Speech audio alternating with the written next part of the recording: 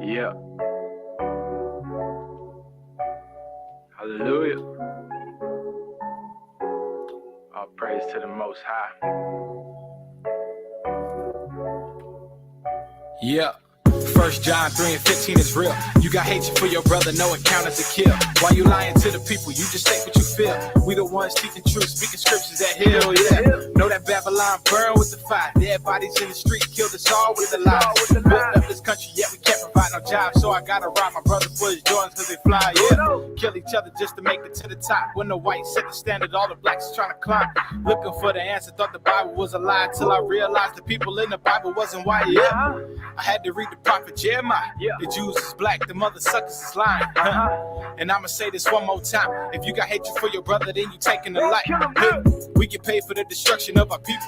Abortion clinics booming in the hood cause they need it. They saying that they love us, can't you see it's all secret? Slave master ain't letting the slave be above his position, he just letting you play. Gold chains on your neck, you a modern day slave. Destroy your people for the money, say you real but you fake. You be screaming that you pay, but is you white man pay? Is you writing any checks or is you waiting on pay? I mean you brag about you, but is your people at the top of this society? You a selfish nigga, want the glory and the praise. The reason we can't come together cause your selfish ways. They be preaching in the churches, who they preaching to? Black man can't relate to who they preaching to. White man gave you your religion, who you kidding? We was always Israelites, we was never Christians. But I just wanna roll like a star. See the big wheels, got the foes on the car. Kill my own people for the gold and the floss, yeah. You know ain't nothing worse than a nigga. Go on kill you one, go ahead kill you one. Feed them anything, go ahead feed it to them. Got these niggas on the leash for the money. You know they kill each other for the money. Vainglory, they been looking for the vainglory. I ain't down playing yours, we all got a story. Thought I'd make it in the world, but it wasn't for me. The Lord had to change my ways, it was more important. Counted all, yeah, I counted up the cost. I was torn for a second, but I'm glad I made the choice. Don't want to be compared to a donkey or an ox. So Isaiah 1:3 had me studying for more. Know you Israel, but you gotta know more. I'ma use the word, preach it to the four corners. You don't see the bus, but our job is the one you hear us roaring in the streets like the Lord sent it thunder. Prophets is back, you know the world know it. We gon' take the kingdom, tell her doubters we'll show 'em.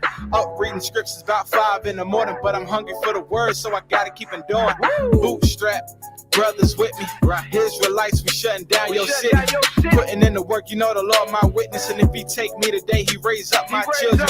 Psalms 56, when my enemies against me. Know that I'ma fight long as the Lord's still with me.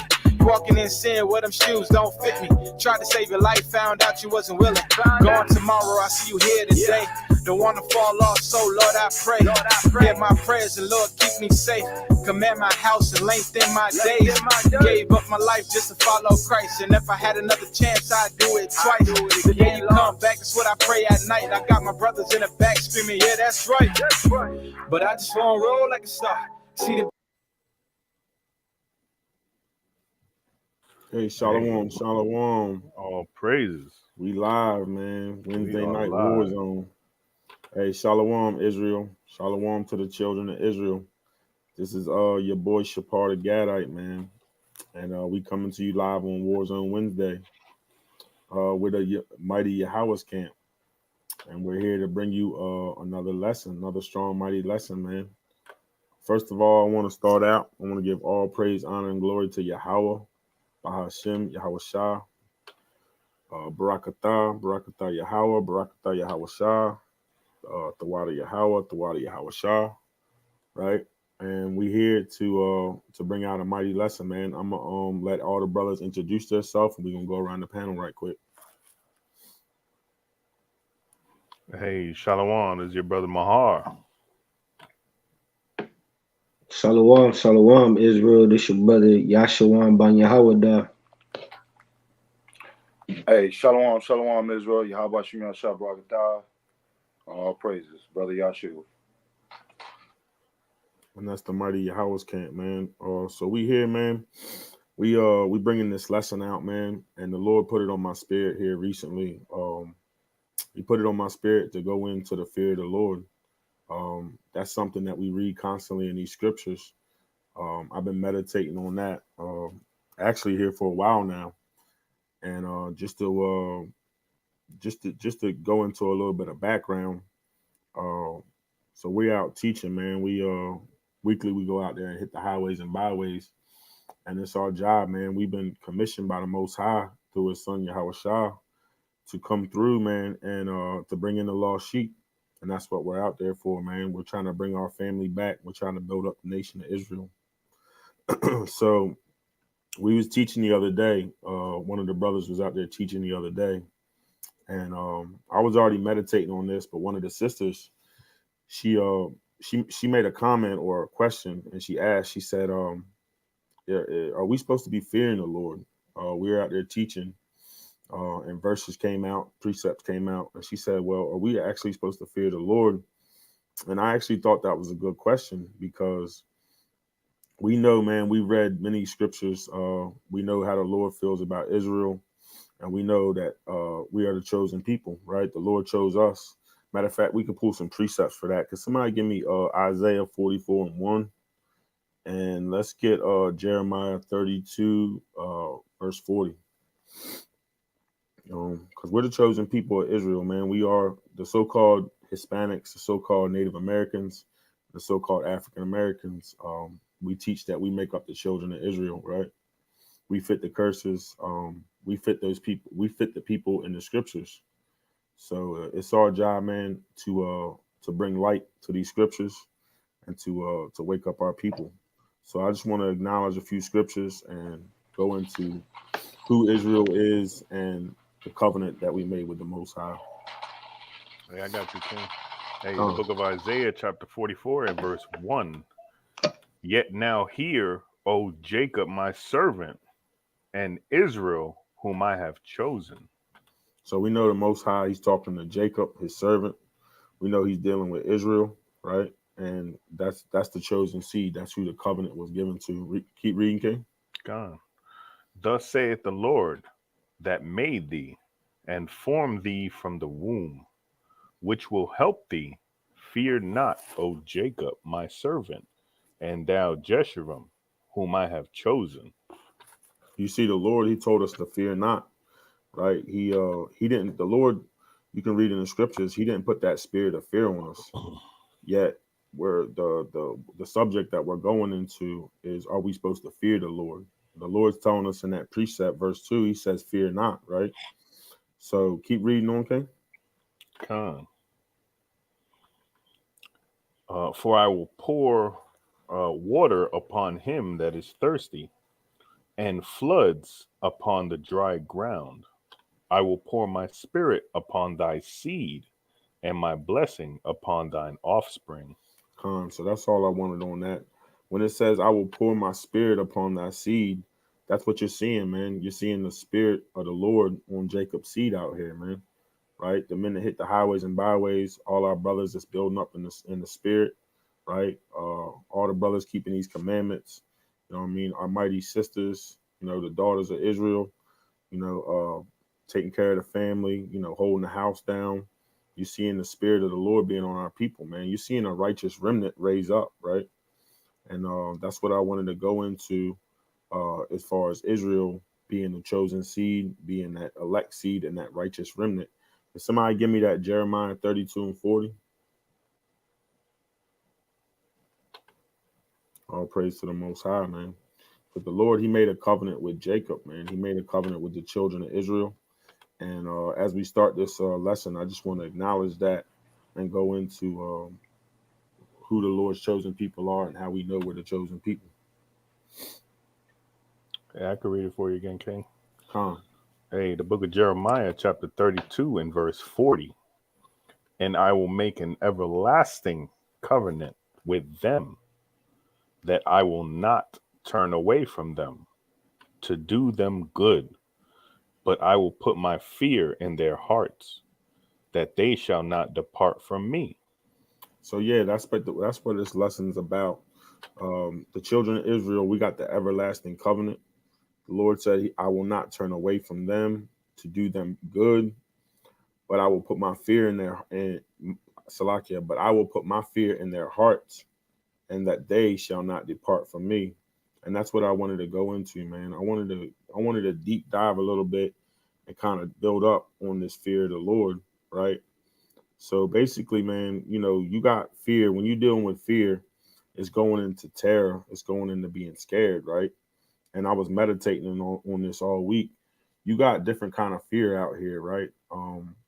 There's such thing as a good fear, right? So-called good fear, and we got bad fear. We got fear that will keep us in line, right? We got fear that will keep you in a safe place, right? Like we're taught.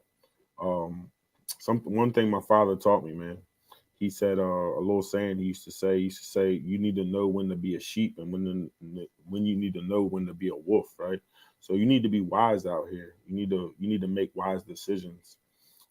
There's certain kind of fear out here that will guide you, man. Like you learn there's certain dangers out here that you gotta fear, right? If you go in and you're a type of person that don't fear nothing, you could face some heavy consequences. We used to have a saying that keeping it real, will get you killed. So you gotta be smart and wise how you move. You know what I mean? You can't just move any which way you want to. You gotta have fear for certain things, but righteously. You gotta watch how you move, right? You gotta know. Even YAHAWAH'S knew when it was time, man, for him to maybe slide off. He knew when it was time to move, when it was time when he shouldn't move, right? So you need to know in these days, you need to know when to be a sheep and when to be a wolf, which way you should move and which way you shouldn't move, right? If you see a fire, right, you're not gonna just go over there and play with the fire, right? You're gonna have a fear of fire, right? You're dealing with, I don't know, you're dealing with an interstate. You ain't just gonna walk out in traffic. You know what I mean? You fear the consequences, right? So that's something I want to go into. Most High, he has us in the scriptures. He tells us over and over to fear him, to fear the Lord. And he in the Most High, he deals with consequences. If you read Deuteronomy 28 and you read the blessings and you read the curses, there's much more blessings. There's what's there like 14 blessings in Deuteronomy 28, and it goes all the way to 68. And the back end of the chapter is all consequences or curses. So you gotta have certain fear. You gotta know when to move and when not to move.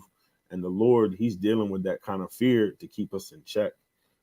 He's giving us consequences. He's putting his fear on us so we know which way to move. We know what to do and what not to do.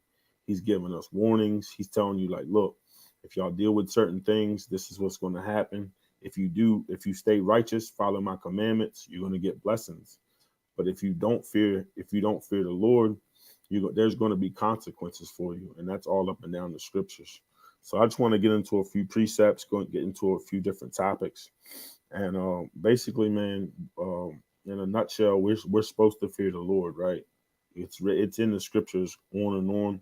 We can read it. We're going to meditate on a few different precepts, but fearing the Lord is actually one of those good fears. That's a good fear. You want to have that fear of the Lord on you, right? You want to keep his commandments. You want to do what the Lord instructs you to do. He's giving you these commandments to keep you safe, keep you clean, so you can live a long, righteous life. Can somebody give me the book of Deuteronomy chapter 6, starting at the top, and somebody give me Deuteronomy chapter 10, verse 12. We just going to meditate on these precepts and cover a couple of these different topics. All praise to the Most High, man. Because there's different kind of fears out here. There's good fear. There's bad fear, right? We don't want to fear these other nations, right? We don't want to walk around scared and scared of these other nations, knowing not when to rise up. But we definitely want to fear the Lord, right? That's a good fear that we want. You can read that, King, when you're ready. Khan, you said 6 and 1. Yeah, started chapter 6, verse 1. Khan, this Deuteronomy 6 and 1. It says, now these are the commandments, the statutes, and the judgments, which the Lord your God commanded to teach you, that ye might do them in the land whither ye go to possess it. So this is Moses talking to the children of Israel. He's letting them know that these are commandments, statues that the Lord God has given him to command and teach the children of Israel, right? Keep reading, King. That thou mightest fear the Lord thy God. And there it is right there. Moses is telling you that we need to be fearing the Lord thy God, right? We need to have that fear of the Lord. when we're going in day out. Keep reading. To keep all his statutes and his commandments. Right. So in order for us to fear the Lord, the next part of the verse says to keep all his statutes and all his commandments. That's basically what Moses is trying to tell you. Keep reading. Which I commanded thee, thou and thy son's son, all the days of thy life. Right. So he's saying if you that you may fear the Lord, that you keep his commandments, and that your son, your family, your offspring is going to keep all these commandments all their days in their life. Go ahead, King. And that thy days may be prolonged. Right. Keep reading. It says, hear therefore, O Israel, and observe to do it, that it may be well with thee, and that ye may increase mightily, as the Lord God of thy fathers have promised thee, and the land that floweth with milk and honey. Right. So the Lord's just commanding you. He's telling you, if you fear me, you're going to keep my commandments. And this is the benefits of keeping my commandments, right? You can drop that. Can somebody give me Deuteronomy chapter 10, verse 12? God. And Salaki, if I may, if I could throw some in there. So when you go into the definition, right, into the Hebrew on the word fear, right, this is what comes up. Psalms H33:72. Yareh. Yareh. And then when you go down to the definitions, right, it's talking about to fear, to revere, right, to be afraid. Right here is what I'm talking about. Reverence, right, honor, and respect, right? So the world will have you believing that fear is something, oh, you're afraid, you're shaking in your boots and stuff like that. And we should fear the Lord. But at the same time, we want to reverence him. We want to honor him. We want to respect him, right? And when we respect him, we do what he says. So I was meditating on that earlier. And, you hear certain people talk. They're like, well, religion has a lot to do with control. And I read all these laws. I got to be controlled. I got free will. I can do what I want. But that's kind of why I wanted to start off on this and go into the fact that when you fear in the Lord, you're keeping his commandments, right? He wants, in order for you to fear him, you have to keep his commandments. He's giving you laws and rules to follow. And in order for you to live prosperous, right? And to show the Lord that you fear him, you must keep these commandments. All praises. So if you want to read that Deuteronomy chapter 10, verse 12 for me. God. The book of Deuteronomy chapter 10 and verse 12. And now Israel, what doth the Lord thy God require of thee? So he's asking you, he says, Israel, right? My chosen, what does the Lord require of thee, right? What do you need to do, right? What requirements does the Lord require from you? Keep reading. But to fear the Lord thy God. And there it is again, right? The Lord's telling you, I want you to fear me. Like the brother Mahar was bringing out, I want you to show reverence. I want you to show some respect, right? I want you to follow in my ways. Keep reading, beloved. God. To walk in all his ways and to love him, right? And to serve the Lord thy God with all thy heart and with all thy soul. You see that? Right? We know, man, right? If you read the scriptures in and out, we know how the Lord is. We know he's a jealous God, right?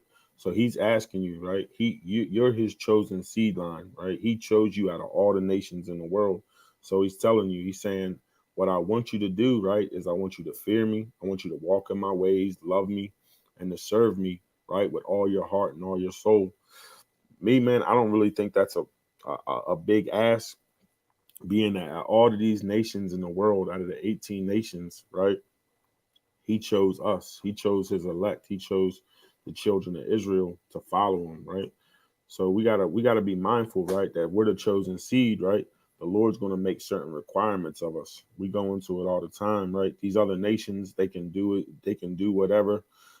They can sin any which different ways, right?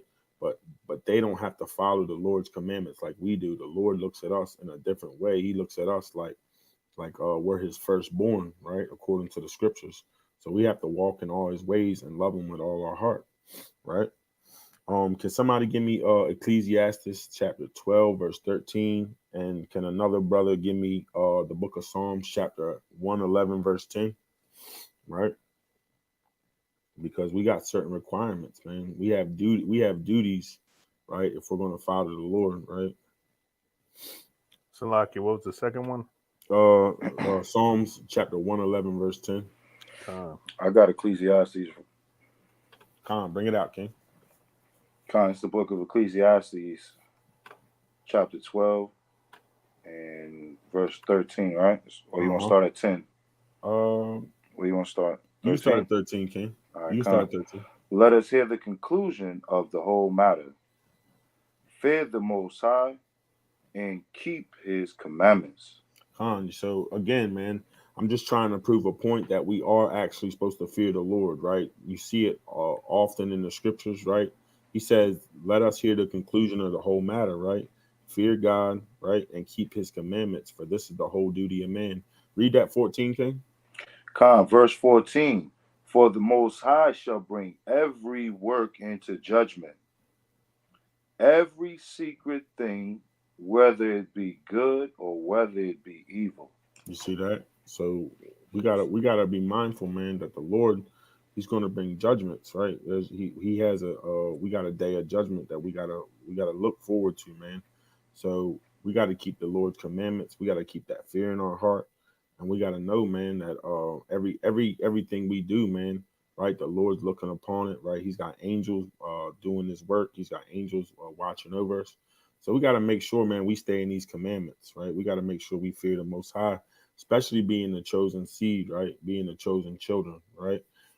Can somebody get me that book of Psalms, chapter 111, verse 10, right?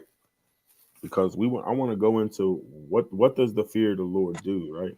What does the actual fear of the Lord do? The scriptures tell us, right, in several different precepts, right, what actual the fear of the Lord will do, right? Because we just proved that the Lord requires us to fear him. It's a commandment that we must fear the Most High, right? We must show reverence, we must show respect, right? We must follow in his ways, right? But let's get into what the actual fear of the Lord will do, right? Somebody can read that for me. The book of Psalms 111, verse 10. I got you, King.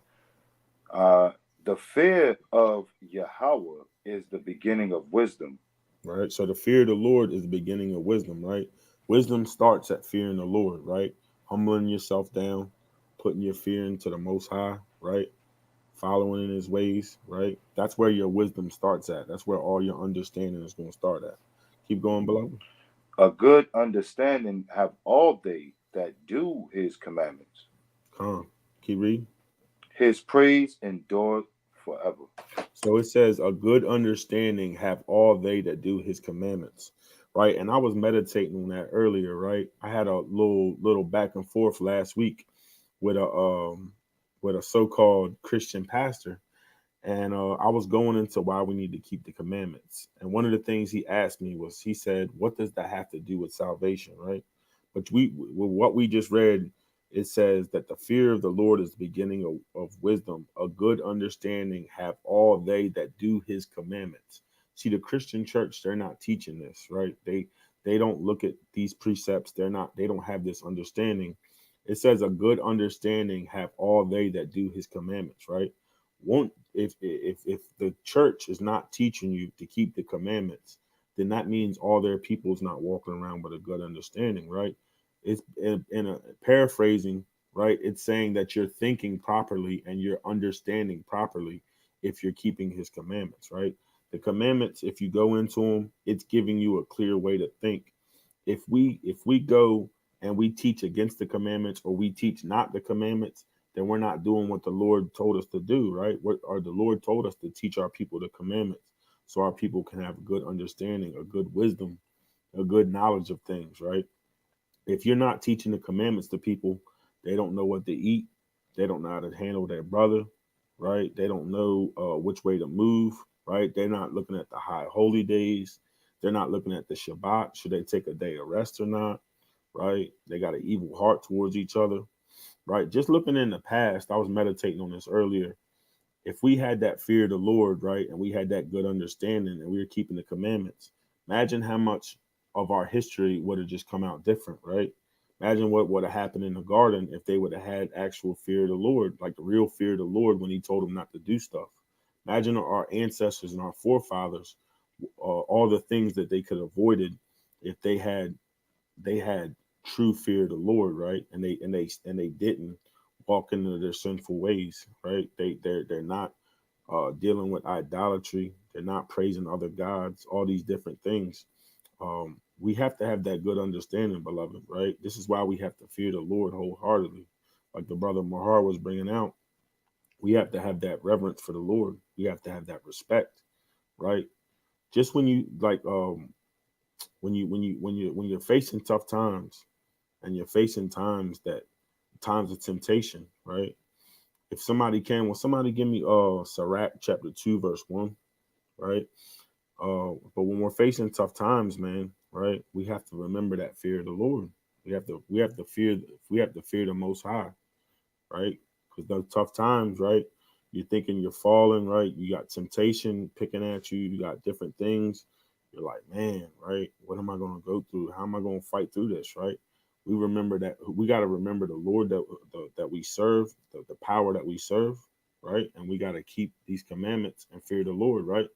I know myself, man, there's certain sins, right, that, everybody deals with certain stuff, you know what I mean? Some stuff's easier to put away, some stuff's harder, some stuff kind of pricks at your spirit, you know what I mean? It's hard to fight off temptation, right?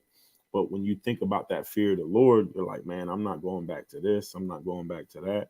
So that's how we have to be in that state, man, of remembering the God we serve, the power we serve, and to keep his commandments, man, and fear him. Somebody want to read that for me? Hey, Khan, this is your brother Kazak, man. I can grab that for you. Come on, all praises. Hey, Shalom, King. Shalom. And Shalom, Cap. Shalom. Hey, Shalom, Yahabashim.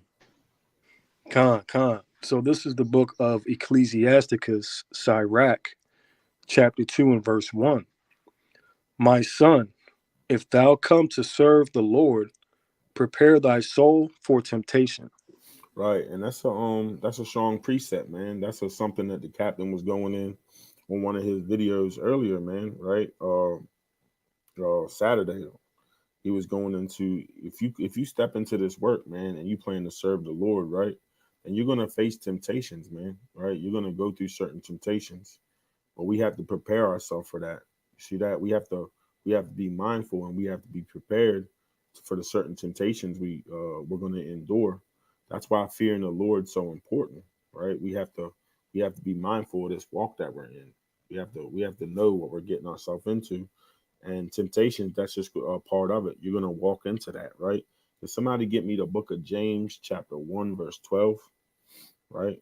Because there's going to be certain times of temptation. But he that can remember to fear the Lord, he that has that fear of the Lord on him, right, is always going to remember, man, no matter what temptations I'm going through, I got to keep these commandments, right? I gotta be true to the Most High. Whoever wants to read that can go ahead and bring that out. Hey, I got it for you, King. The book of James, chapter 1, verse 12. Mm-hmm. Blessed is the man that endureth temptation, for when he is tried, he shall receive the crown of life, right, which the Lord hath promised to them that love him. Right. So blessed is he that endureth temptation, man. We're going to go through temptations, right? We're trying to receive that righteous crown, right? We know that the Lord's promised us and he has love for us. So there's going to be times that we got to fight these temptations, right? But a great way to fight off these temptations, right, is to remember the Most High and to keep his commandments and to keep that fear of the Most High. You see that, right? You got all these consequences you can fall to, right? You fall off and you start doing certain things, right? You start dibbling and dabbling in certain sins, right? there's going to be consequences for that, right? We know that by reading the scriptures. We know that by reading through the law. So we got to make sure we endure in this thing, right? Christ said, he that endureth to the end, right, is going to be saved. So we know that there's certain temptations we're going to go through. We know that there's certain spirits that you're going to have to fight off. But you got to keep that fear of the Most High, man. You gotta keep that fire burning. You got to keep that oil burning, right? You got to know, man, what kind of God we serve, right? The power that we serve, right? We got to keep that commandments, and we got to fear the Lord, man, right? We got to be strong in this thing, Israel, because it's the final days, man. Like you seeing all kind of wickedness happen, right? You seeing governments collapse. You seeing all kind of disasters happen, right? Mahar, if you want to, man, you can go ahead and queue up that video that I sent you. Hey, Khan, I was just gonna say, talking about fires. What? Right. All praise to the Most High, man. Yeah, so the Lord, man, you're seeing some of the signs of the Lord in these days, man. You're seeing some of the things that's going on, right? You just play some of that video for the crowd, man. Give them a little visual.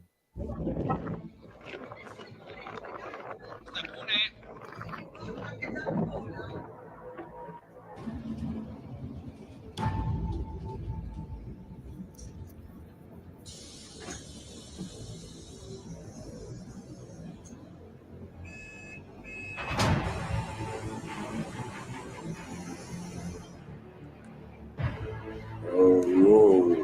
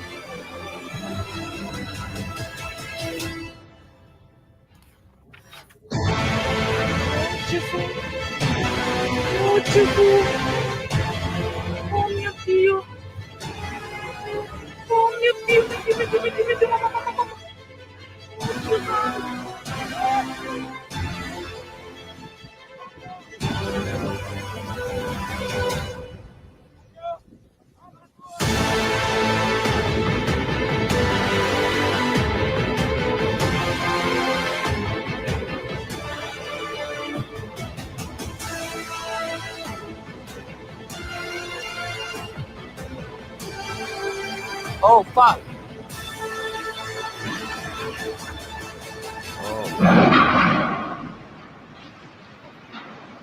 Hey, that's good right there, Mahar. Come on, man. Y'all see some of those visuals, man? Like the Most High is really not playing, man, right? That's why it said in the scriptures, man, we got to prepare ourselves, man. Can somebody give me Shalom, family, Shalom. Can somebody give me the book of Sirach, chapter 2, verse 15, man? Right? Because I want to show, man, I want to deep dive a little bit into what the fear of the Lord will do for us, man. How we got to fear the Most High and how we can fear the Lord, man. Especially in these last days, man. Like some of those, you're seeing mudslides, right? You're seeing cranes fall out of the sky. You're seeing all kind of weird signs all in the heavens, man.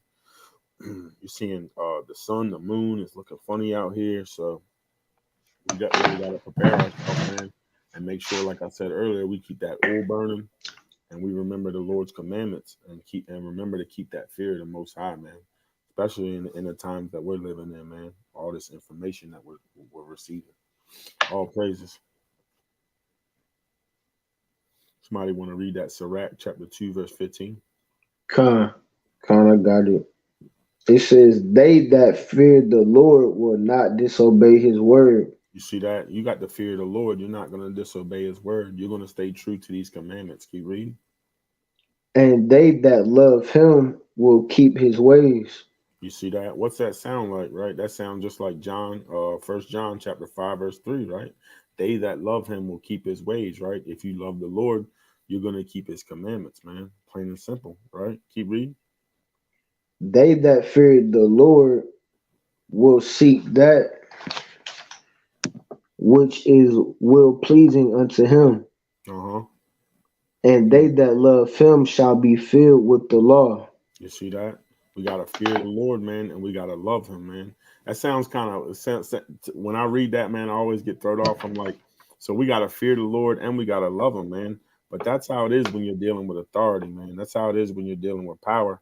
You know, a lot of us, man, like for me, speaking example, you know, like my grandfather, man, like he loved me, right, and I loved him to death, man. That was a very austere man. That was a austere Israelite, right?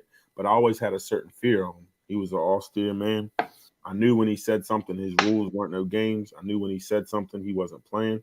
So I loved him and I feared him at the same time.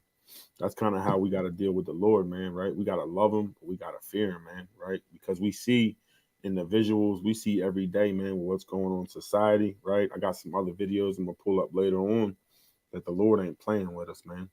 So you can keep reading on, beloved. Verse 17. Mm-hmm. They that fear the Lord will prepare their hearts. And that's what we're doing now, man, right? We're preparing our hearts and we're coming out here. We're putting these lessons together. We're hitting the highways and byways and we're telling our people, man, that prepare themselves and get ready, right? Keep reading. And humble their souls in his sight. You see that? We got to be humble when dealing with the Most High, man, right? We got to put that pride away, right? We got to humble ourselves with our brothers and sisters, right? And humble ourselves in the face of the Most High. Keep reading. Verse 18, saying, we will fall into the hands of the Lord. Right? So we're going to fall into the hands of the Most High, man. That's who we got to deal with, man, when we don't keep his commandments, right? Right? We're not dealing with nobody else. We're dealing with the Most High. Keep reading. And not into the hands of men. Right. So you ain't gotta worry about men. You gotta worry about fearing the Lord. You see that? Keep going, beloved. For as his majesty is, so is his mercy. Right. So, like the scripture says, man. Right. You're gonna fall by not fearing the Lord. Right. By not keeping these commandments. Right. Not staying true to the Most High. You're gonna fall into the hands of the Lord, man. Right. You ain't gotta worry about the next man. You ain't gotta fear no men. Right. But you gotta fear the Lord. Right. Because he's the one, man, that makes these judgments. Right. He's the one that can seal everything up. Right. He's the one that has control of everything we see and do. Right. So we got to make sure we keep the fear of the Lord. Right. And we got to prepare our hearts, man. We got to get our mind and our soul ready. You know what I'm saying? A lot of times, man, the elders, man, the priests will go into that what we're out here doing is we're keeping these commandments, but we're rehearsing the righteous acts, right? When we get to the kingdom, man, right, we're rehearsing the righteous acts now, but by the time we get to the kingdom, man, right, we're gonna be straightened out. We're gonna know how to handle ourselves, man, right? We don't want no folly, no mischief, no mayhem, no wickedness in the kingdom. So we're going through now, rehearsing these righteous acts, getting our minds right, getting our spirits right, right. So when that kingdom comes, right, you're going to have a bunch of soldiers, man. You're going to have the Lord's elect, right? You're going to have the chosen people, man. And we're going to know how to handle ourselves, right? We're going to be walking in the ways of the Most High, man, right? If somebody can get me Ecclesiastes chapter 8, verse 11, right? And if somebody wants to get me Joshua chapter 4, verse 23, because we got to get ourselves right, beloved. You know what I mean? We gotta fear the Most High. It's a requirement of him. Right, this is required of us in these final days to walk in his ways, you know. And the Lord, man, like nobody tells the Lord what's right and wrong. He tells us what's right and wrong. He gave us the laws, right? Therefore, his judgment, man, his judgment's perfect, right? Just like the law is perfect, the Lord's judgment's perfect, right? We don't sit back, we don't tell the Lord what's right and what's wrong, right? He wrote the book on all this stuff. He told us and gave us the laws. So we have to follow what the Lord says. We have to walk in his ways, right? Right, Salakia. That's the Christian church right there. They try to tell God what to do. Right. That's crazy. Right, like when the brother Ron was teaching one time, man, we was talking and kind of like trail mix. You know what I mean? They like, well, we can do this, but we can't do that. You know what I mean? We don't have to follow this law. I literally was talking to the dude the other day, and he's like, well, you know, none of this stuff matters for salvation.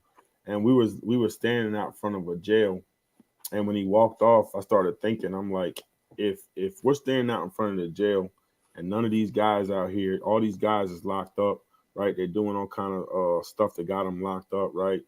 I don't know what some of the men was doing locked up, but I'm thinking to myself, man, if these men was keeping the commandments of the Lord, right, they probably wouldn't be in this situation they're at, right? They'll be walking in the ways of the Lord. You're going to keep them out of certain trouble. You know what I mean? You ain't going to be stealing. You ain't going to be robbing. You ain't going to be doing, you know, certain sins, man, that'll get us in this condition.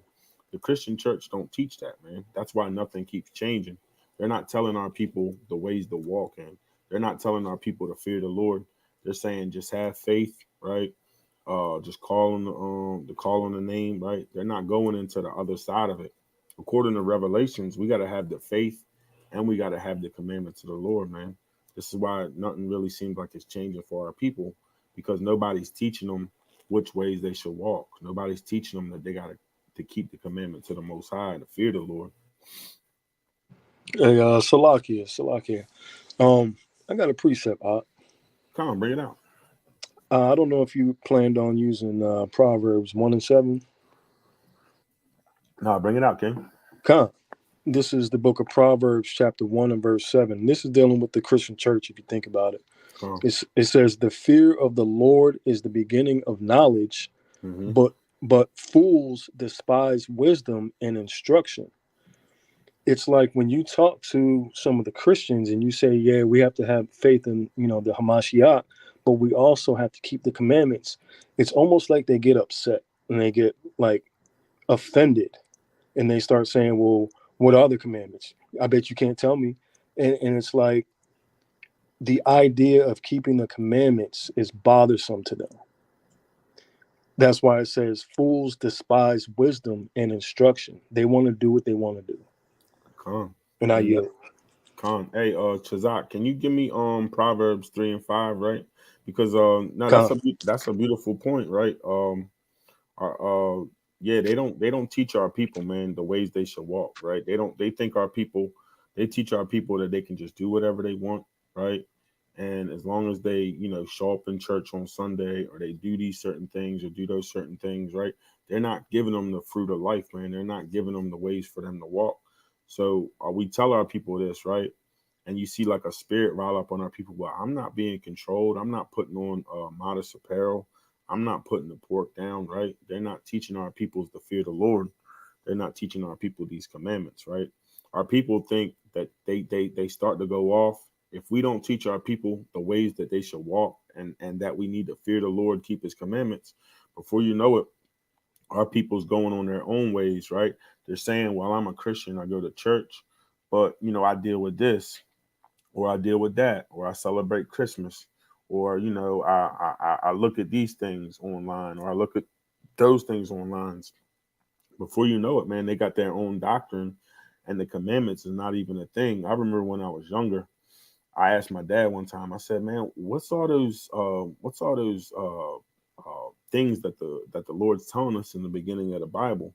And I'm not trying to throw no shade at nobody or nothing like that, but it was like, oh man, that's just kind of like requirements and stuff that, you know, that was passed on to the children of Israel. It was never really pushed on us as a youth coming up, that these are the ways, this is the way we need to live. These are the ways of the Lord that we need to follow.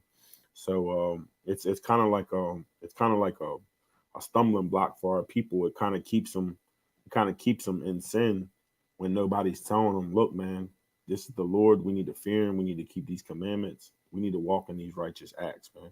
And like you say, when you do tell them that, they kind of get puffed up in the spirit a little bit. It's like, man, come on, man. I've been eating pork all my life, or man, I don't want to cut the Christmas tree down, man. I'm used to doing that. Nobody's telling them, like, look, man, these are commandments God gave us. We're not supposed to be committing idolatry. We're not supposed to be walking in all these ways of the heathen. We're supposed to keep this thing holy, and we're a holy people. Nobody's telling them that they're the children of Israel. You know what I'm saying? But can you bring that? You got something, King Shoe? So can somebody give me that Proverbs 3 and 5? God, yeah, I got you. It's the book of Proverbs, chapter 3 and verse 5. Mm-hmm. It says, "Trust in the Lord with all thine heart." Right. So we gotta trust in the Lord, right? We gotta know who our power is, right? We gotta keep these commandments. You see that?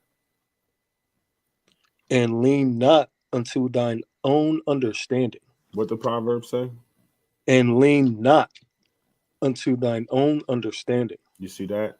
And we gotta keep these commandments. We gotta walk in the ways of the Most High. We gotta fear the Lord, not lean on the ways of our own understanding. Right? Leaning on our ways of our own understanding is not reading these commandments, not keeping these commandments. Right? Not keeping the Lord's precepts, not going back to the law. We're just any which way the wind blows. That's the way we kind of go to. You know what I mean? Whichever which ways we think is right, we're gonna go to it. We have little street debates and little street conversations all the time, and if their doctrine is not lining up with the scriptures or the law, then we know that a lot of times we're leaning on our own understanding. You see that? We're not keeping the commandments up. Salakia. So yeah, I mean that's exactly what we've been doing, right? We have been leaning on our own understanding and listening to what the church tells us, right? Mm-hmm. You know, they tell us the law is done away with, and we ain't got to worry about the law, but yet they want us to keep tithes and keep their pockets full. Right? We got this cat in the chat, Ramal. Oh man, he out of control. If you want to come on, we can take a number. You can have number 2, and you can hold your questions, and you can come on, and we can chat about it. If you want to come on, man, let me get through this lesson, man, and whatever y'all brothers want to do, man. You know what I mean? We can go into it. You know what I'm saying? We can deal with that. You know what I mean? All praise to the Most High, man. We're here to teach, man. We're here to teach our brothers and sisters, man. You know what I mean? Because the so-called pastors, right? The so-called Christians, they're not teaching our people the right way. They're not breaking these precepts down line by line, right? They're giving us a false doctrine. They're giving us a false ideology, man. Right? So somebody want to get me that Ecclesiastes chapter 8, verse 11? All praises. Come on, I got it for you, King. The book of Ecclesiastes, chapter 8, verse 11. Right. Because sentence against an evil work is not executed speedily. So in this context, sentence is going into judgment, right? Judgment against an evil work is not executed speedily, meaning we don't always get our judgments speedily. You see that? Read on. Con. Therefore, the heart of the sons of men is fully set in them to do evil. You see that? So a lot of times, man, we don't hearken to these commandments because our judgment is not it's not executed speedily, right? The Lord takes his time when he's dealing with stuff, man. He has a certain way that he works stuff, right? In the book of Isaiah, he says, my thoughts are not your thoughts. We don't have the same thoughts, right? We don't have the mind of the Lord, right? We can read his commandments and we can try to walk in his way the best we can, but we don't have the mind of the Most High, right? So we think, oh man, I can kind of get away with this. I can kind of do certain things, right? Because judgment's not going to be executed to me speedily. You see that? Keep reading. Con. Though a sinner do evil 100 times, and his days be prolonged. So we used to say that all the time, man. How come it seems like the cats that are always sinful doing wicked stuff, how come it seems like they live a long life, right? How come it seems like, you know, the righteous or the guys trying to do right, it always seems like they have a tough time dealing with stuff, right? But it says, though a sinner do evil 100 times, his days be prolonged. Keep reading. Come. And his days be prolonged, yet surely I know that it shall be well with them that fear God, which fear before him. You see that? And that goes back into what I'm trying to bring out, right? That we have to fear the Most High. It says, yet surely I know that it shall be well with them that fear God, right? So that's going back into, man, why we need to fear the Lord. You see that? We need to keep this fear up. We need to keep these commandments. Read 13. Con. Verse 13. But it shall not be well with the wicked. You see that? So it's not going to go well for the wicked, right? And wicked, we know the wicked's another way of saying people that's not keeping the commandments, right? People that's living in sin, right? Keep going. Con. Neither shall he prolong his days, which are as a shadow, because he feareth not before God. You see that? You living out in this world. You're in the world. You're not in this book. You're not meditating on the scriptures, right? You're not meditating on the precepts, like the warrior King David said, right? We're not meditating on these precepts. We're not keeping the Lord's laws in our mind. So before we know it, man, we're trying to follow the ways of the world, right? We're not fearing the Most High. We're like, well, I can do this, I can do that. You know what I mean? Before you know it, man, plain and simple, you're going off, right? You don't have that fear of the Lord on you, right? You're not walking in his ways. So yeah, man, that's something I wanted to bring out, man. Judgment's not always executed quick, beloved. So we think we got time, you know what I mean? We can kind of do what we want, whatever. But we know, man, that him that keep the commandments, man, it's going to work out good for him, right? It's going to work out in his ways, right? The scripture says we're going to live a long life, and that Israel is going to be put above all nations, man. We could keep these commandments, right? We got to keep this faith, and we got to keep these commandments at the same time. Can somebody give me the book of Joshua, chapter 24, verse 14? And can somebody give me Deuteronomy chapter 31, verse 12? Right? Because I just want to go into, man, that why we got to keep these commandments, man. Why we got to keep this fear of the Most High, right? We're trying to bring our people back, man. We're trying to rehearse these righteous acts. We're trying to build our people up and get them right for the kingdom, right? We don't want that. We don't want our people in a constant state of sin. We want them we don't want them constantly transgressing the laws of the Lord, right? We want to have them put that new garment on, right? If we are dealing with certain sins, and it's hard for us to battle certain sins, right? We want our people to repent and come back to the Most High, right? So, yeah, can you read Joshua chapter 24, verse 14, beloved?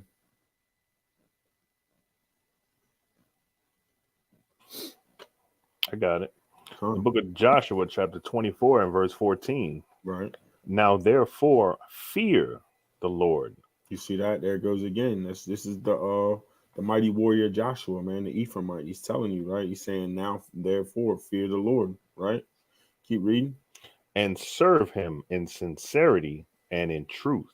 Right. Put your heart into this thing, man, right? The Lord chose you to be a special people, right? Out of all these nations in the world, the Lord chose you. So he's asking you, man, he's asking requirements of you. He's saying, serve me in sincerity and in truth. You see that? Keep going. And put away the gods which your fathers served on the other side of the flood, and in Egypt, and serve ye the Lord. Right. So we got to serve the Lord, man, right? The things that was going on the other side of the flood, man, that had the Lord furious, man, right? Men was committing all kind of wickedness, right? They weren't serving the Lord, right? They knew of the Lord, but they wouldn't serve the Lord, right? They had all kind of idol worship, all kind of gods, right? So we got to come back to serving the Lord, man, right? Like we constantly say, we got to keep this faith burning, right? We got to keep this faith, this oil burning, but we also got to keep these commandments of the Most High.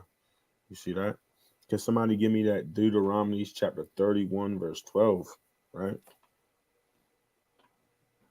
Because these are requirements for us, man, right? We have to build our nation up, right? Our women, our children, right? We hit these highways and byways, man. We're teaching our people, right? We're teaching them to fear the Lord, right? And why we should actually fear the Lord, right? This is the creator of heaven and earth, right? Right. This is the Lord that gave his son for us, man, right? As a mercy, man, as for grace. You see that? He gave the Hamashiach YAHAWAH'S to us, man, right? So we could have mercy and we could have the Lord's grace, man. You see that? You want to read that 31 and 12? Con. It says, gather the people together, men and women and children, and thy stranger that is within thy gates, that they may hear and that they may learn and fear the Lord your God Right. and observe to do all the words of this law. You see that? So the Moses is telling the children of Israel, man, to gather the women together, gather the children together, even the stranger that's in thy gate, man. Right? The whole camp, man, gather them all together, man, so we can learn, and that we can learn to fear the Lord God, man, and observe to do all his words of this law. You see that? So constantly, man, you see that in the scriptures. I just wanted to build a strong build, man, for we have to fear the Lord, right? We have to keep these commandments, man, right? And in fearing the Lord, you're keeping the commandments, right? You're respecting the Most High, right? You're acknowledging his ways, acknowledging the things he wants you to do, right? And you're being obedience, right? Can somebody give me the 1 Samuel chapter 15, verse 22, right? Because we have to be obedient, man, right? We got laws we got to follow, right? We can't just be out here doing anything, being in the world, right? The Lord requires us to be obedient, man, right? We serve a mighty power, man, right? We serve a mighty creator, man, right? He put 100,000 Assyrians to death, man. You see that? He destroyed Sodom and Gomorrah, right? He was going to destroy the Israelites, man, for making a golden calf, man, for committing idolatry, man, right? He sent a flood on the earth that killed everybody except for 8 people, man, right? This is the power that you serve, right? This is the God that you serve, man. These other nations, right? When the other nations and they came off of the ark, man, right? They knew of the Lord, man, because the Lord was with Noah, right? So the sons of Noah, they knew the Lord, right? But eventually, man, they created all these different idols, right? They have all this idol worship that they're built up in, right? Making all these figurines, right? Making all these idols by the hands of man, right? And even the children of Israel, man, they started going off in the book of Exodus chapter 32, right? Moses went up on the mountain, came down, man, and he's like, what's going on, right? These our people, man, are creating idols, man, right? I'm gone 40 days, 40 nights, and they acting like they don't know what's going on. They started building idols, man, and building altars and things to worship, man. You see that? So we got to make sure, man, that we keep this oil burning, Israel. We got to make sure we keep the Most High first and know the God that we serve, man. You see that? He opened up a hole in the ground, man, had them swallow up men, man, for Moses in the book of Numbers. Swallowed all their asses up. Swallowed Excuse them my up, French. man, right? Hey, Sodom and hey, Gomorrah, the flood. Salaki, can I bring this precept out real quick? Yeah, go ahead, King. All praises. This the book of Nehemiah, chapter 1, verse 5. It says, and said, I beseech thee, O Lord God of heaven, the great and terrible God, Right. that keepeth covenant and mercy for them that love him and observe his commandments. So the Most High was known as the great and terrible God. Like some of the things that you're going into about, the flood, the Lord destroying Sodom and Gomorrah, right? The Lord destroying all these other nations, right? Even when you look at what's going on in the world today, right? Like who you think killed all those people over there in Turkey in that earthquake? Right? Who you think killing all the people over there in Hawaii with all them wildfires? Right? All these mass shootings, all these new diseases and viruses. Right? That's the Most High doing that because he's known as the great and terrible God. You see that? Right. Right, these other nations, man, they know him as El Shaddai, man, the Almighty, man, the Almighty, powerful and terrible, man. You see that? These other nations know, man, right? When we came off of that ark, man, right? They knew even before Noah, they knew who the Most High was, man. He walked with Adam, man, right? The other nations, they knew, man. The children of men, they knew who the Most High was, man. And to this day, they do. They know who the Lord is. That's why they fight as hard as they can to keep us away from our power, to keep us knowing the power that we serve, right? They don't want us calling on the name of the Lord. They don't want us knowing that we're the chosen seed. You see that? So they try as hard as they can, man, to keep us away from the Lord. And honestly, man, that's why they don't teach us the commandments, man, because they know, man, that the law is our kryptonite, man, right? We keep these commandments, man, and we're bringing down nations, man, right? Look at King David. Look at the Maccabees, right? So these other nations, they know, man. They had names for him, right? They know what kind of God he is, man. And that's a beautiful point that you're bringing out, King, because I'm going to go into that in a minute, right, about how he's known as the terrible God, right? We think God's all fairy tales and hugs and kisses and hearts and daggers and clovers. Nah, man. The Lord, he said, I kill, right? I wound, right? I destroy, man. Hey, Right? Salaki, can I bring that out real quick? Yeah, come on, bring it out. Hey, Mahar, Con, Salakia, Mahar, why he's bringing that out, man? If you want to go ahead and pull up that video of the Hey, Hawaii it's stuff, already queued right? up, Pull King. that up and let Yashalam bring out this precept, and we're gonna show, man. We're gonna show the power that we're dealing with, man. We're gonna show the terrible God, man, right? The creator, man. We're gonna show what his power is and how his wrath can come on this earth, man. Go ahead, Yashalam. Did you want this one, right? Khan King. Go ahead and let him bring his precept up. This the book of Deuteronomy, chapter 32, verse 39. This was that's the spirit, because you was just talking about this. It says, see now that I, even I am he, and there is no God with me. I kill and I make alive. Right? That's what you was just talking about. Mm-hmm. It says, I wound and I heal. Neither is there any that can deliver out of my hand. Right? So just like you was going into, right? Like when people get put to death, that's the Most High that was behind that. Right? Like you was going into the flood, Sodom and Gomorrah. Right? You even had that account where I think it's in 2 Kings with Elisha. The kids were scoffing at him, and then the Lord sent the she-bears, right?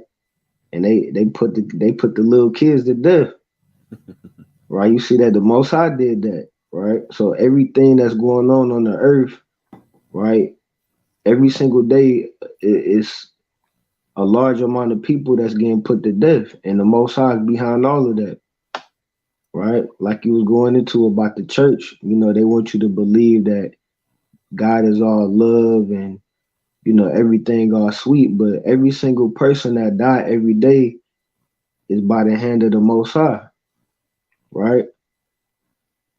So just think about it. You got people out here talking about, or such and such, he out here catching bodies, right? He got 4 or 5 bodies. Hey, just think about it. Every single last person on the earth that died every single day since the beginning of time, the Most High killed them, right? He took their spirit away, right? So just imagine how many bodies that the Most High got. Right?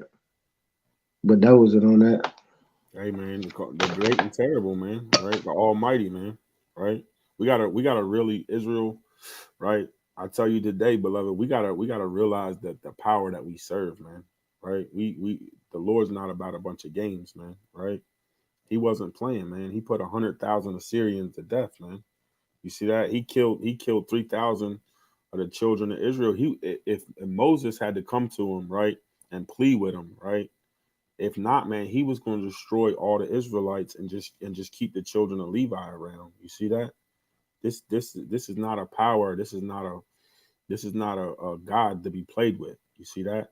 He said, I make all things in the book of Isaiah. You see that? Like the brother was just reading in Deuteronomy 32, right? I kill, I make alive, I wound, right? This ain't no game that we're playing with, right? Especially in these last days, man, where we're going to show you a video and we're going to just show you what the Most High's power is like, right? Mahar, man, go ahead and cue that video up, King. Con. What the dude? Be the horn.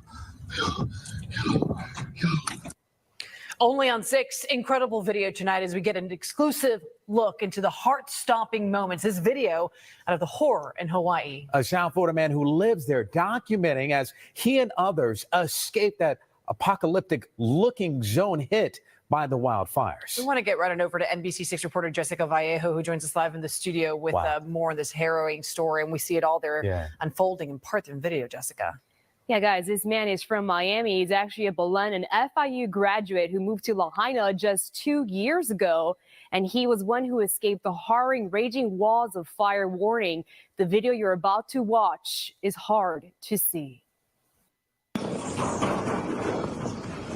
I feel the. This is what Diego Rivera from Miami woke up to on Tuesday in his new home in Lahaina.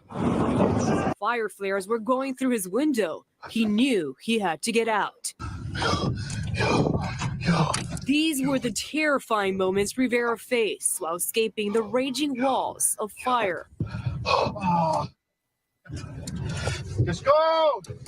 Within seconds, Rivera saw the horror spread through the streets, incinerated cars and buildings, power lines down, trees burning. Let's go! Damn, it's hot. A jarring sight, a person laying on the ground with the walls of fire caving in. Rivera had no time to help. Somebody's down right here. Somebody's down. The brush fire was so quick and the heat made it hard to breathe. But after a long journey, Rivera and the other two in their car made it to safety. Ooh, dang, that's hot. Days later, the devastation is becoming clear. Nearly 100 are dead. Thousands are still missing. Lost my uncle, Tony, and his wife, and his daughter. Just kept huddling in different corners, getting away from flying debris, getting away from flames. The fact that we weren't incinerated is a miracle. But while people are devastated, they are not alone. It's my destiny. It's what I'm meant to do on this earth. People have been sending aid. Michael Capone, the CEO of the nonprofit in Doral, the Global Empowerment Mission, has been in ground zero for days now. Man, did y'all see some of them flames, man? Right? Just to quote the news reporter, they said a wall's full of fire, man. Did you see that, man? That's probably what Sodom and Gomorrah looked like, man. Right? The Most High wasn't playing, man. He destroyed whole cities, whole countries, right? At one time, man. Look at them earthquakes in Syria and Turkey, man. Thousands upon thousands of people, man. This is the God we serve, Israel, right? You can listen to this one and that one, and they say, oh, everything's sweet. You know what I mean? And don't get me mistaken, man. The Lord has grace, man. The Lord has mercy, man. Right? He could have been destroyed us. We just went into the count of the golden calf, man. He was going to destroy all Israel, right? He was going to destroy us, man, right? He sent the flood on the earth, right? But you got to think, man, right? He gave us grace when the Hamashiach came, right? But even before the Hamashiach, man, the Lord's grace was on the earth, man. The Bible says the Lord's long suffering, right? He's patient with us, right? He has patience with his children, right? He will show mercy, man, right? How many different captivities have we been into? The brother said, I can't, ashes just like the sand of the sea. That body counts high. Yeah, man, the Lord ain't playing, man, right? I don't know what they were doing in Hawaii. I don't know why Hawaii was chosen, right? I don't know what kind of wickedness was going on there, man, but the Lord weren't playing, man. You see that? And that's what America's got coming, right? You let Russia get amped up. You let these nukes get amped up, right? Putin just said last week, man, that I'm not playing, right? This ain't no bluff. I'm not bluffing, right? Y'all keep edging me on, right? And you're gonna see some marvelous and some terrible things happen, man. You see that? But the Lord, man, he does have mercy and he does have grace, man. But we just have to realize what kind of power we're serving, man. Right? This ain't no game. This ain't nothing to be played with. And that's why I wanted to bring this out, because we have to fear that power, man. We have to keep that fear of the Lord. We have to keep these commandments, man, and pray for mercy, man, right? Pray for grace, man.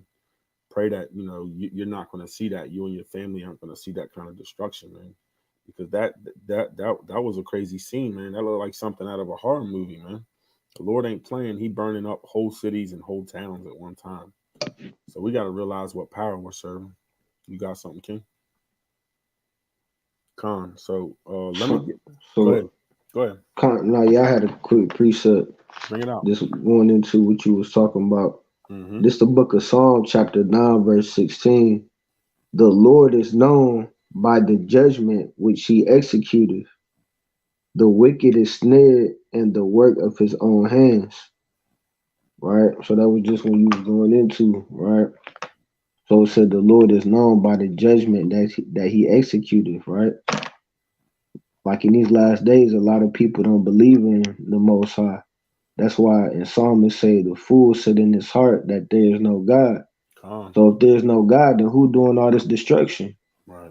Right? Who's setting all these cities and countries on fire? Right? Who causing all these hurricanes and all these earthquakes? Right? That don't make sense.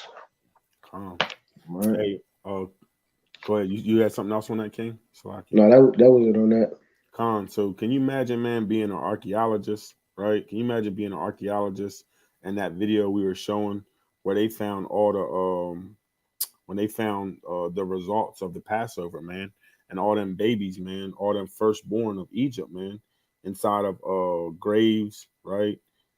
Inside of tombs, man. You're digging that up and you're finding all these bones of these small children, man. That's the Lord's power, man. That's what the Lord will do, man. Right? He made an example out of Egypt, right? And destroyed all their firstborn, man. This isn't a power to play with, Israel. I'm telling you, this thing's real deal Holyfield, man. It can get ugly, and we have to remember to fear the Lord. We got to remember to keep these commandments, right? Strive for perfection like the Hamashiach commanded us to, and just do the best we can, man, with keeping these commandments and repenting, man, when we transgress, right? Try to remember the times of old, man, like it says in Deuteronomy 32, man. Remember the times of old, man, so we can keep these commandments and we can remember, man, the wrath of the Lord, right? Can somebody get me Isaiah chapter 44 verse 24, and can somebody give me Isaiah chapter 45 verse 7, right? Because man, that video wasn't nothing to play with, man. Right? We're going to show a video later on going into Sodom and Gomorrah, man. Like, you still can go to Sodom and Gomorrah these days and find the balls of sulfur that's just laying around on the ground, bones just laying around on the ground where the Lord destroyed Sodom and Gomorrah. He ain't playing, man, and he makes example out of these other nations, man, so we don't fall into transgression. You see that? So like you said, 44 and 24. Okay. I got it when you're ready. Come on, bring it out. The book of Isaiah, chapter 44, verse 24. Thus saith the Lord, thy Redeemer, and he that formed thee from the womb. Right. So the Lord created us from the womb, man. Right. From our beginning, man, the Lord knew us. Even before our beginning, the Lord knew us. Right. Read on. I am the Lord that maketh all things. Right. And that's what I wanted to. That's why I brought this precept out. He said, "I am the Lord that maketh all things." Right. He has his hands in everything you see. He creates everything. You see that? Bring it. Keep reading. That stretcheth forth the heavens alone. That spreadeth abroad the earth by myself. You see that? So the Lord, man, right, with the Hamashiach YAHAWAH'S, right, with his son, man, the heavenly son, right, the Lord created everything you're seeing today, man, right? He gave the power to the Hamashiach, right, with the wisdom, and everything you're seeing, man, the Lord created, man, right? This is the God we serve, man. The other nations, right? If you read the book of Baruch, chapter 6, right? If you read Bel and the Dragon, right? If you read Isaiah, the other nations, man, their gods are no gods. They have gods, but they're not gods. They're idols. They're things made by hand. The Lord that we serve, he created all things, man, right? He stretched forth the heavens. You see that? He created everything you see, right? Everything you can see and everything you can't see, right? So if you can, man, somebody give me Isaiah 45 and 7. All praise to the Most High. God, I got you. It's the book of Isaiah, chapter 45 and verse 7. Right. I form the light and create darkness. Right. I make peace and create evil. You see that? Right. I make peace and I create evil, man. Right. We think we're taught, man, that the Lord, right, he's just dealing with all good, right? You raised up in a church, you think the Lord just dealing with peace and Satan creates the evil. No, he says, I make peace and I create evil. right? Keep reading. I, Yahweh, do all these things. Yeah, man. This is the Lord we serve, man. This is the God we serve. I make peace and create evil, right? This is the power of the Most High, man. This is why we have to fear these commandments, man. I mean, this is why we have to fear the Lord and keep these commandments, right? And keep the faith of the Mashiach, man. Right? The power that we serve, man. He ain't nothing to be played with, man. Like we just bringing out precepts showing the God that we serve. We're meditating on the God that we serve, right? The strength of the God that we serve, right? The creator of all things, man. And he ain't to be taken lightly. So I want to tie that in to we have to fear the Lord, right? We're going into all the things the Lord can do, all his strengths, his powers, right? This is why we have to fear the Lord, man, right? He chose us, but we have to be careful, man, right? The Lord, right? You don't want to stir up his wrath, right? He's long suffering, right? He's patient with us. But the Lord, man, he's known to do some things, man, that just the scripture calls him terrible, man. Right? He's not to be played with, man. Can I get Proverbs chapter 30, verse 4? And let me get Deuteronomy chapter 10, verse 17, Baba Kashaw. Man. Lord, he's not playing, man, right? We're the chosen seed, right? But the Lord, man, he ain't to be played with, right? He can do some things, man, that are just plain and simple terrible, man. And they're not to be played with, and he can destroy this place, man, and anytime he wanted to. Proverbs 30 and 4. I got it. It says, "Who have ascended up into heaven, or descended?" Right. So the Lord's telling you all the things he can do, right? Through the prophet Solomon, right? The wise King Solomon. He's building up in the spirit. He's in the spirit teaching. He's saying, "Who have ascended into heaven and descended?" Who keep reading? "Who have gathered the wind in his fist?" You see that? So the Lord's telling you the things he can do. You see that? Read on. "Who have bound the waters in a garment?" Right. "Who have established all the ends of the earth?" You see that? The Lord's asking questions, but he's telling you inside the questions what his power is, what he's done, what his creations are. You see that? Keep reading. "What is his name? And what is his son's name?" Right. What is his name and what is his son's name? Keep going. If thou canst tell. You see that? So the Lord, he's asking you questions, man, but inside of the questions, he's telling you all the things he can do, man. He's showing you how marvelous he can be. You see that? Can somebody give me that Deuteronomy chapter 10, verse 17? Hey, Salatia, real quick. If you go and you analyze what that is in that scripture right there, right, that is a clean, cold cut to any doctrine of anybody saying that the Hamashiach, Yahawashi, is operating and there's no father. Right? So just read that one more time. Yeah, that was beautiful. You want me to read that? So it says, yeah, just one more time. Yeah. All praises. So this is the book of Proverbs, chapter 30, verse 4. It says, "Who hath ascended up into heaven, or descended? Who hath gathered the winds in his fist? Who hath bound the waters in a garment? Who hath established all the ends of the earth? What is his name, and what is his son's name?" Man, so that's a clear difference in understanding of two different creators doing different things right there. So it says, what is his name? And then what is his son's name? Not S-U-N, but S-O-N. And I'll just, y'all figure it out if you got a problem. And that's beautiful, man. That's going into the if brothers want to go into the Most High, right?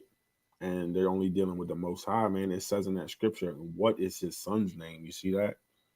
The Hamashiach, Yahawashi, who the world calls Christ, man.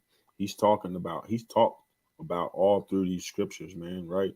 Every book, man, Old Testament, you can pull scriptures out and precepts to back up that the Hamashiach, right, the heavenly son, is all in the Old Testament, man.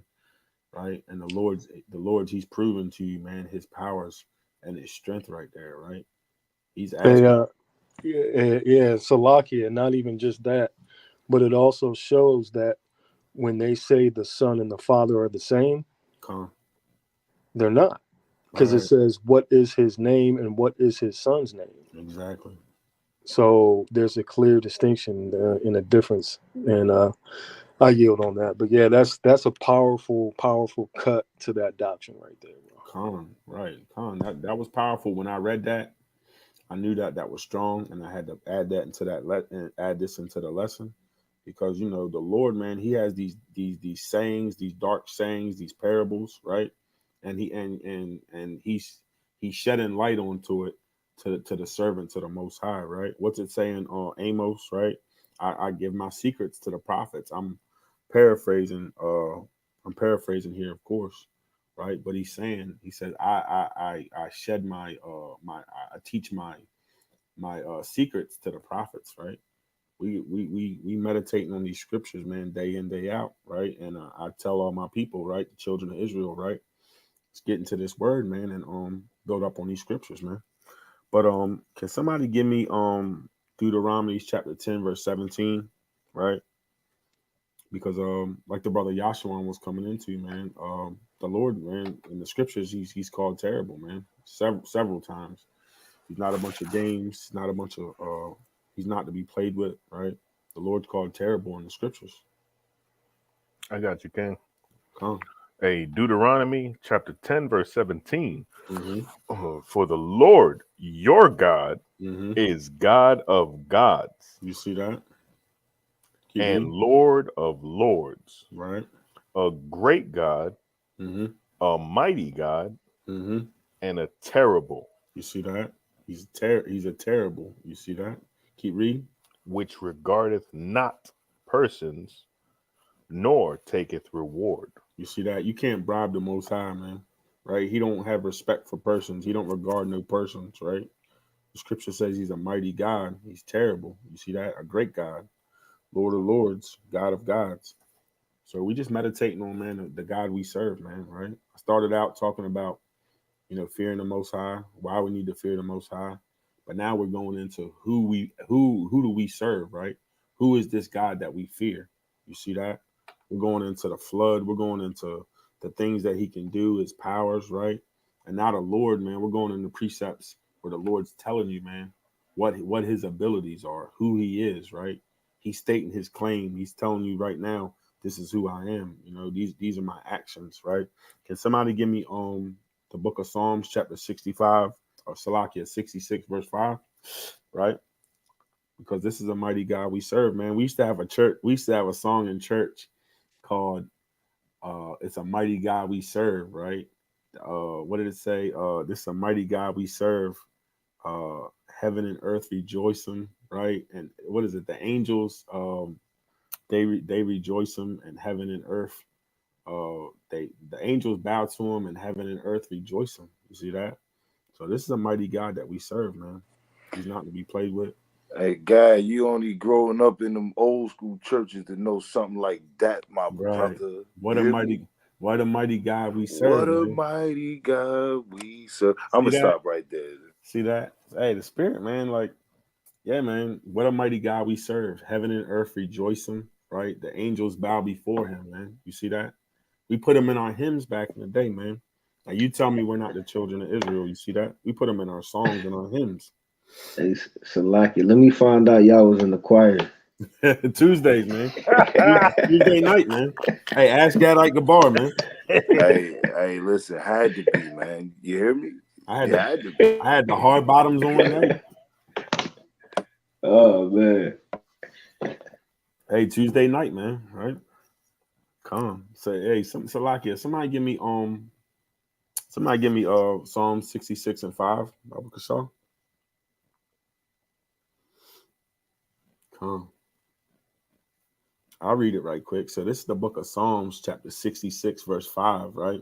And it says, come and see the works. I got you, King, right Bring here. it out, the book of Psalms, chapter 66, verse 5 says, come and see the works of the Most High. He is terrible, right? in his doing toward the children of men. You see that? The Most High ain't playing, man. Right? We could keep going on precept for precept. He says he is terrible in his doing towards the children of men, man. He's terrible dealing with these other nations, man. He's not playing with them, right? He destroyed all kind of other nations, man. Right? Sent death angels on the world, killed the Pharaoh's firstborn. You see that? Flooded the earth, Sodom and Gomorrah, right? Hey, this is not a God we were to play with, man. We Hey, gotta the take this thing angels serious. were Salakia. The angels were vying on who's gonna be the lying angel. They were like, "Daddy, I got it." Nah, the other one was like, "Daddy, no, I got it." Right. Hey, what's the scripture says, man, in Exodus 15, man? The Lord is a man of war, man. Right? Yeah, Yahweh is his name, man. Somebody, man, give me Psalms chapter 83, verse 18, man, right? Because that's the God we serve, man. Now, what's his name, man? Right? What is the name of the Lord that we serve? You see that? In the book of Exodus, man, it says that the Lord is a man of war. You see that? Khan. I got you right Mhm. here. The book of Psalms, chapter 83, verse 18. Right. That men may know that thou, whose name alone is Jehovah, Right. we know Yahweh, Right. art the most high over all the earth. You see that? So that's the God we serve, man, right? In the English, man, right? They break it down, right? They call him Jehovah, right? We're speaking so everybody can understand, right? But the Lord's name is Yahweh, right? He is, right?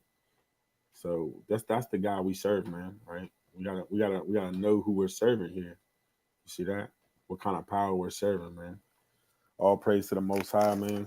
I got a few more. Try to get in right quick, man. Right? Somebody give me First Chronicles chapter 16, verse 23. Right?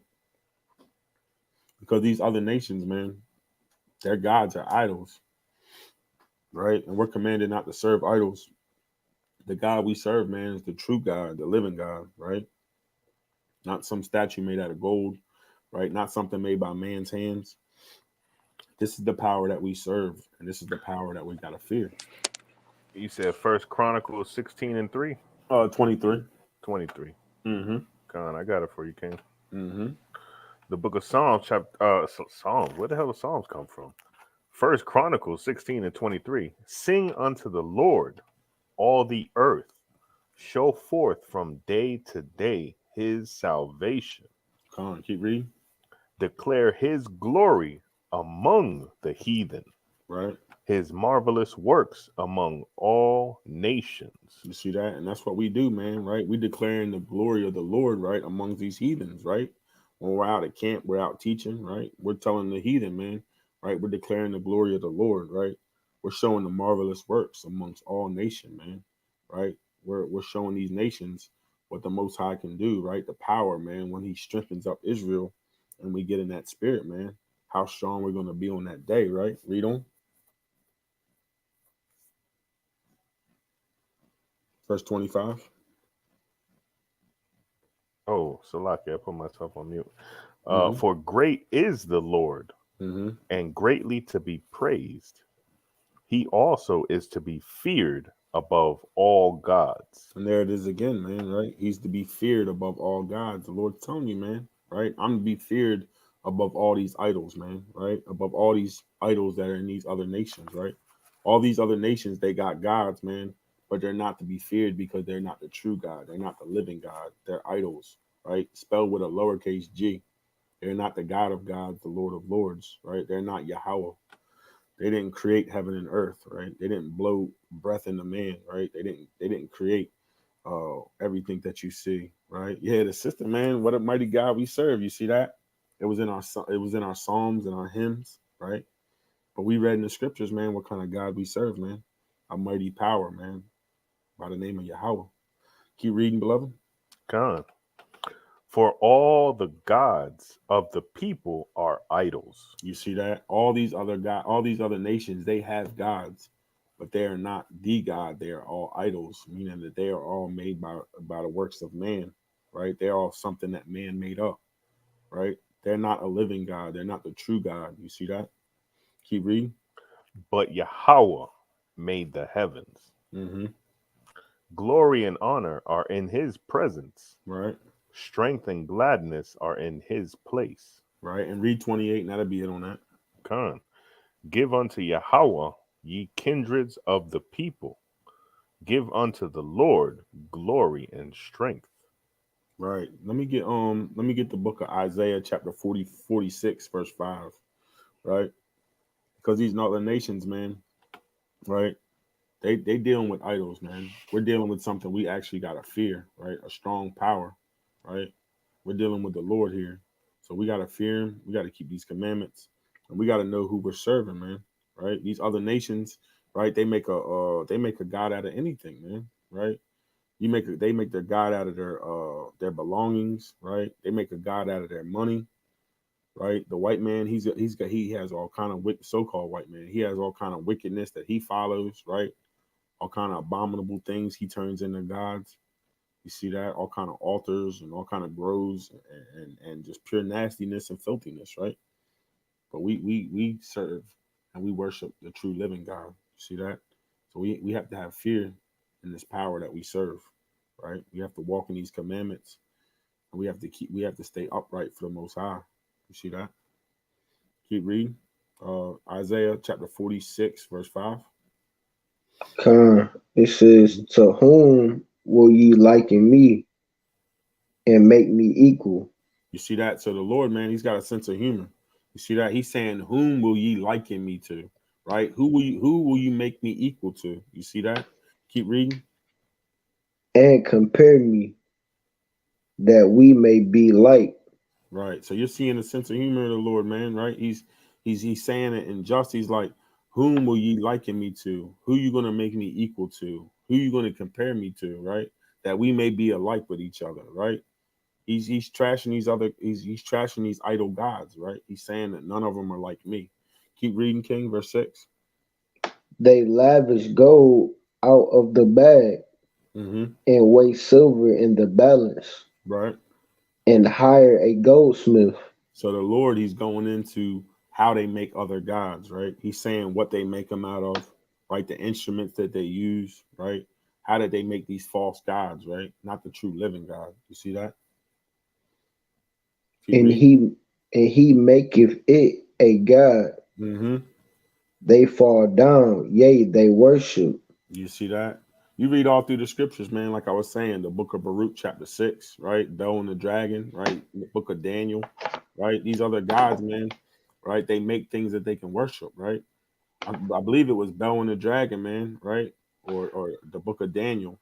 That they were going out there and they were putting food in front of the altar or whatever, and then the priest was coming into a private door, man, grabbing the food.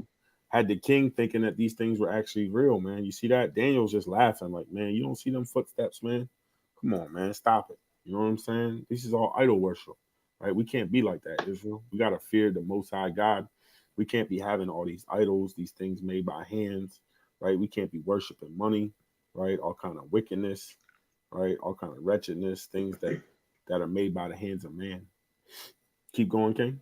Hey, so Salakia, if you go into the book of Baruch, chapter 6, kind of what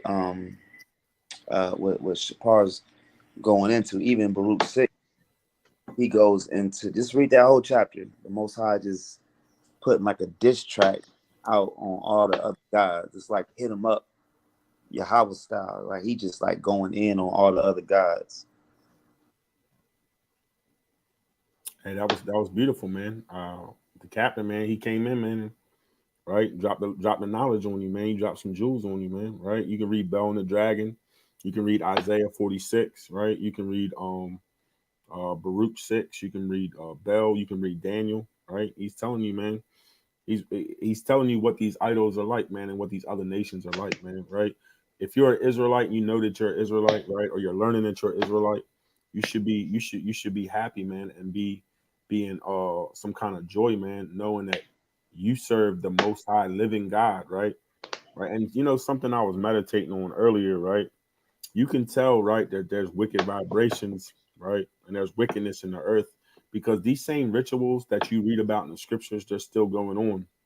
When you was a kid, you used to take cookies, right, and sit them outside near the tree, right? During Christmas, you used to take cookies and sit them out by your tree, right? And then you'll go into your bedroom, your parents come in and eat the cookies right quick.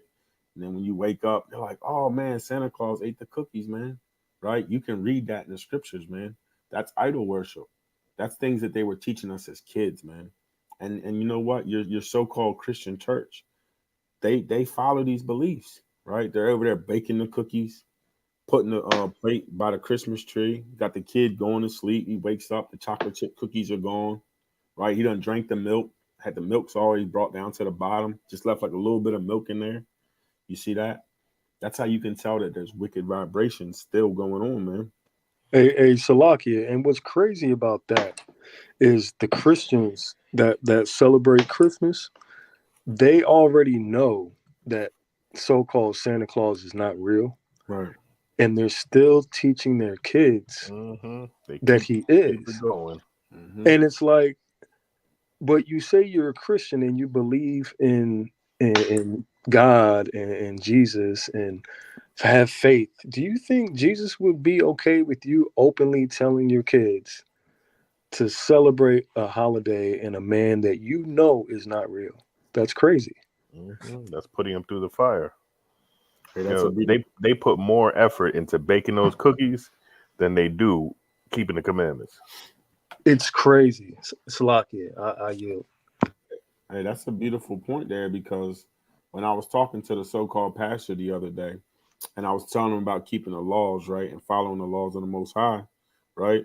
When he left off, I started thinking, I was like, I should have asked him, like, man, he's claiming to be a so-called Christian, right? Well, if we're not teaching the laws, right, aren't you celebrating Christmas? Isn't that idol worship? Didn't the priest just teach us that the other day with the dude that died from 700 Club, or I forgot what the dude's name was, but he said when they first created Christianity that they were still battling wanting to worship their pagan gods. So they would take parts of paganism, they would take certain pagan beliefs, right? They were still dealing with Greek and Roman gods, and they would add it to the belief or the faith, right, of the Israelites. And then they put it all in a box, they shook it up real good, and now you got that Catholic doctrine, right? You got the doctrine that's taught to our people to this day. You got a little bit of paganism sprinkled in. You got a little bit of this sprinkled in, right? And then they tell you, well, we believe in the faith of the Israelites, and it's all compiled on top of each other. And that's what modern day Christianity is like. That's not what Paul was teaching, right? That's not what Peter was pushing, right? The first real Christians, the first real followers of Christ, the disciples of Hamashiach, they weren't teaching that. They weren't teaching, you can believe in Apollo. Right. The sisters on it, starting the children out with lies. You see that? Indoctrinating our youth. You see that? Teaching our youth, man, to walk in the false ways.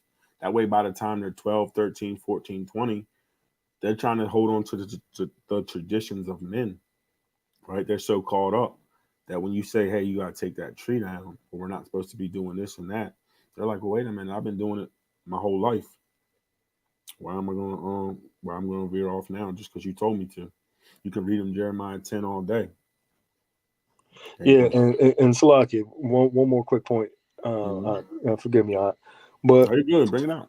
The thing about it is, man, it just bothers me. The thing about it is, it's like you tell your kids that there's a Santa Claus, right? And then your kids grow up and they turn 16, and then they find out he's not real. So what happens is they find out that it's okay to lie. Exactly. Now it's okay to lie, and that's a commandment. You see that?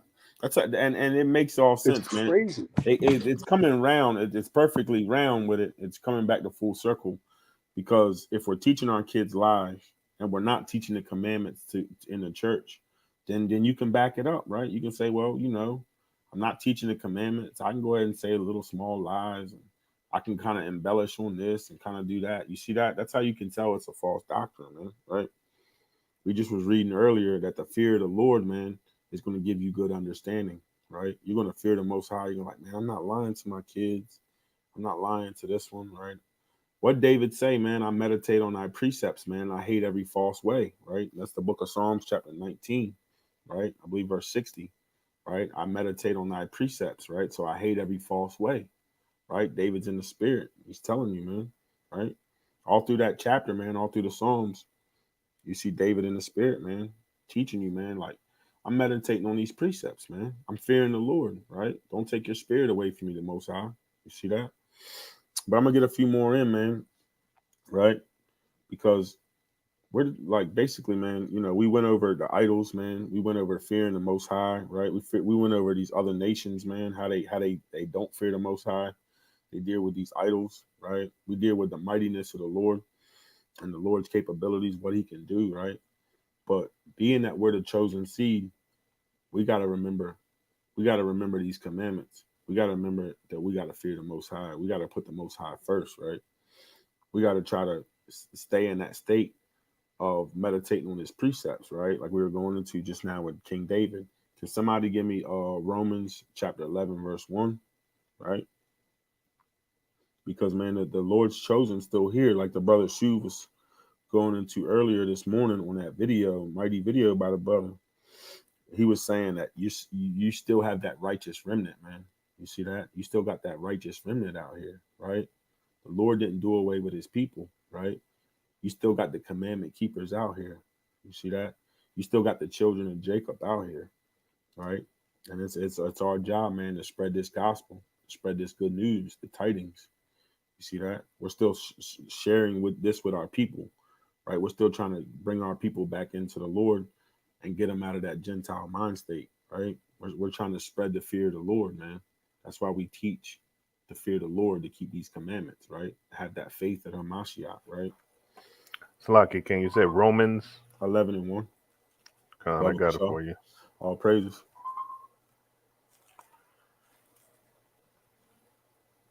Let me pull it up right here. All praise to the Most High, man. The book of Romans, chapter 11, verse 1. I say then, hath God cast away his people? Right. So in Romans, man, Paul, he has a certain style to his teaching, right? That's how you know you're dealing with an Israelite. You're dealing with our people. That's how you can tell we're Israelites. He has a style to his teaching. He asks you a question, then he gives you an answer. He says, hath God cast away his people, right? Has the Lord cast away his people with all the things we went through, right? Our ups, our downs, the many captivities that we've been through, right? Has God cast away his people? You see that? He's asking you a question. Read on. God forbid. Right. The Lord, Paul says, God forbid, right? The Lord hasn't cast away his people. You see that? Keep reading. For I also am an Israelite of the seed of Abraham, of the tribe of Benjamin. Right. And that's what we're out here teaching our people, man, right? These are fundamental teaching lessons that we teach our people, right? The Lord hasn't casted our people away, right? We're all taught we come from different nations, but we're out here teaching our people that they're the children of the Israelites. We're the children of Jacob. We have to keep these commandments. We have to walk around in a holy vessel, man. We have to walk around in that spirit of the Mashiach, right? We have to walk around with that spirit of the Lord, man. Can you pull up Deuteronomy chapter 7, verse 6, right? Because we got to fear the Most High, man. We got to walk in all his ways. He could have chose any nation in the world that he wanted to, man. You see that? But he chose us. He chose us to be his chosen seed line. He chose us to make the covenant with. You see that? We got the covenants. We got the promises, right? The law was given to our people. You see that?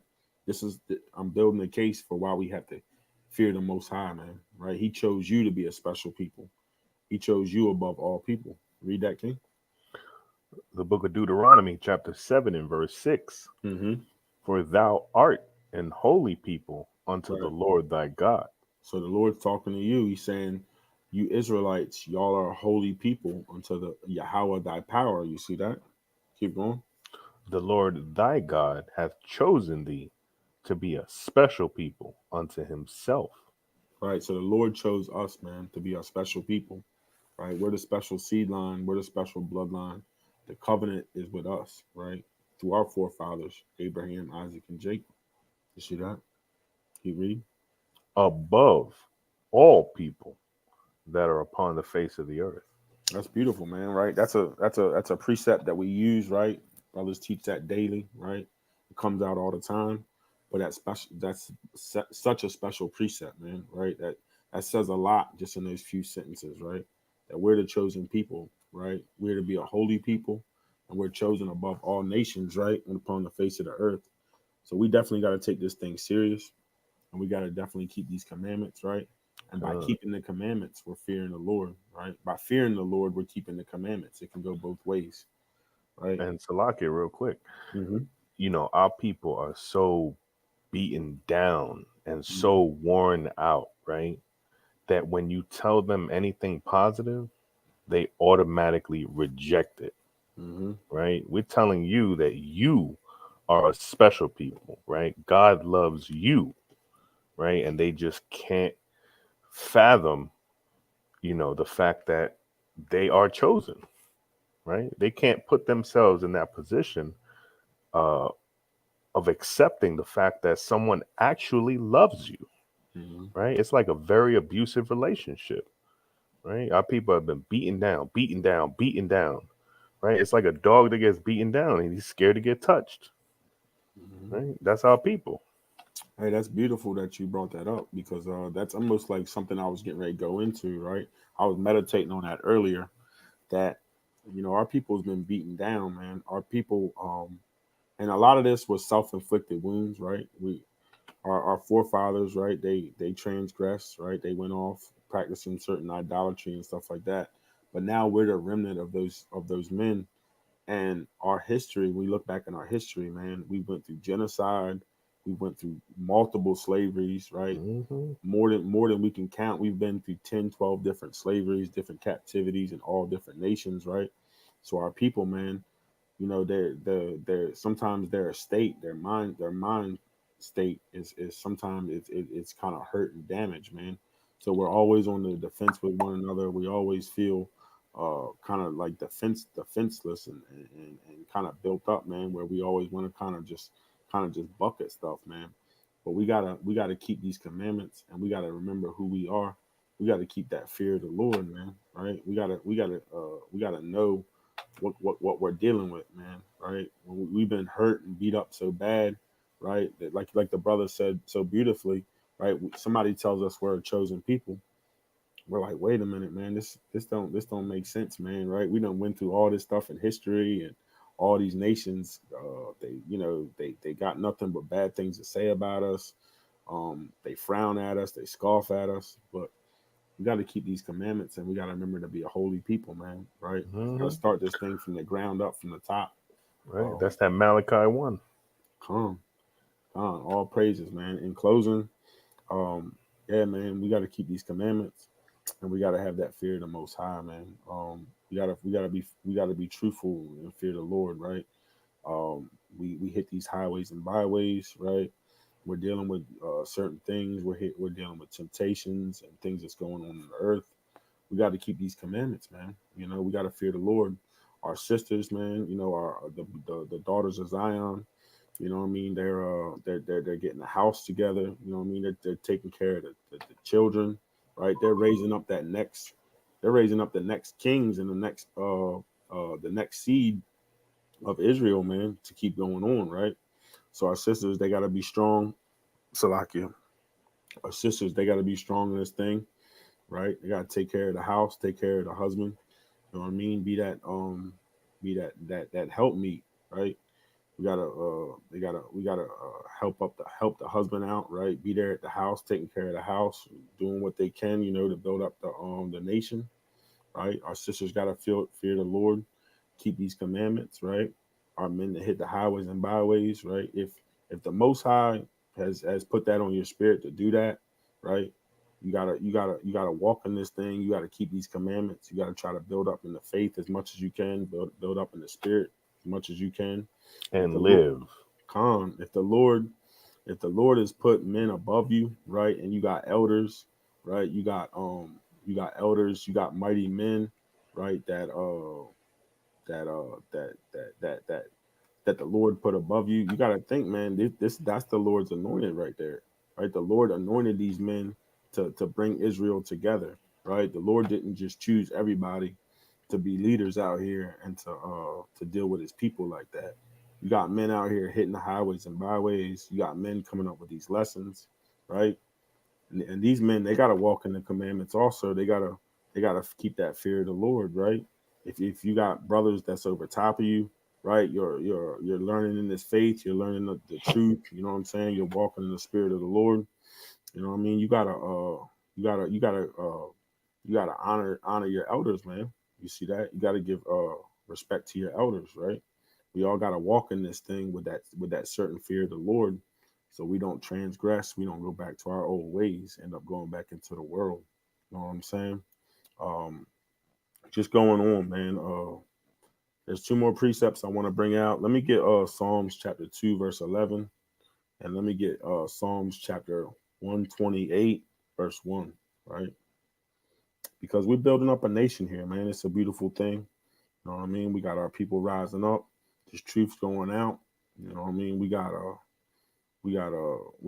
challenges and we got battles ahead of us. But we got to remember to, keep this thing holy and walk in the ways of the Lord. All praises.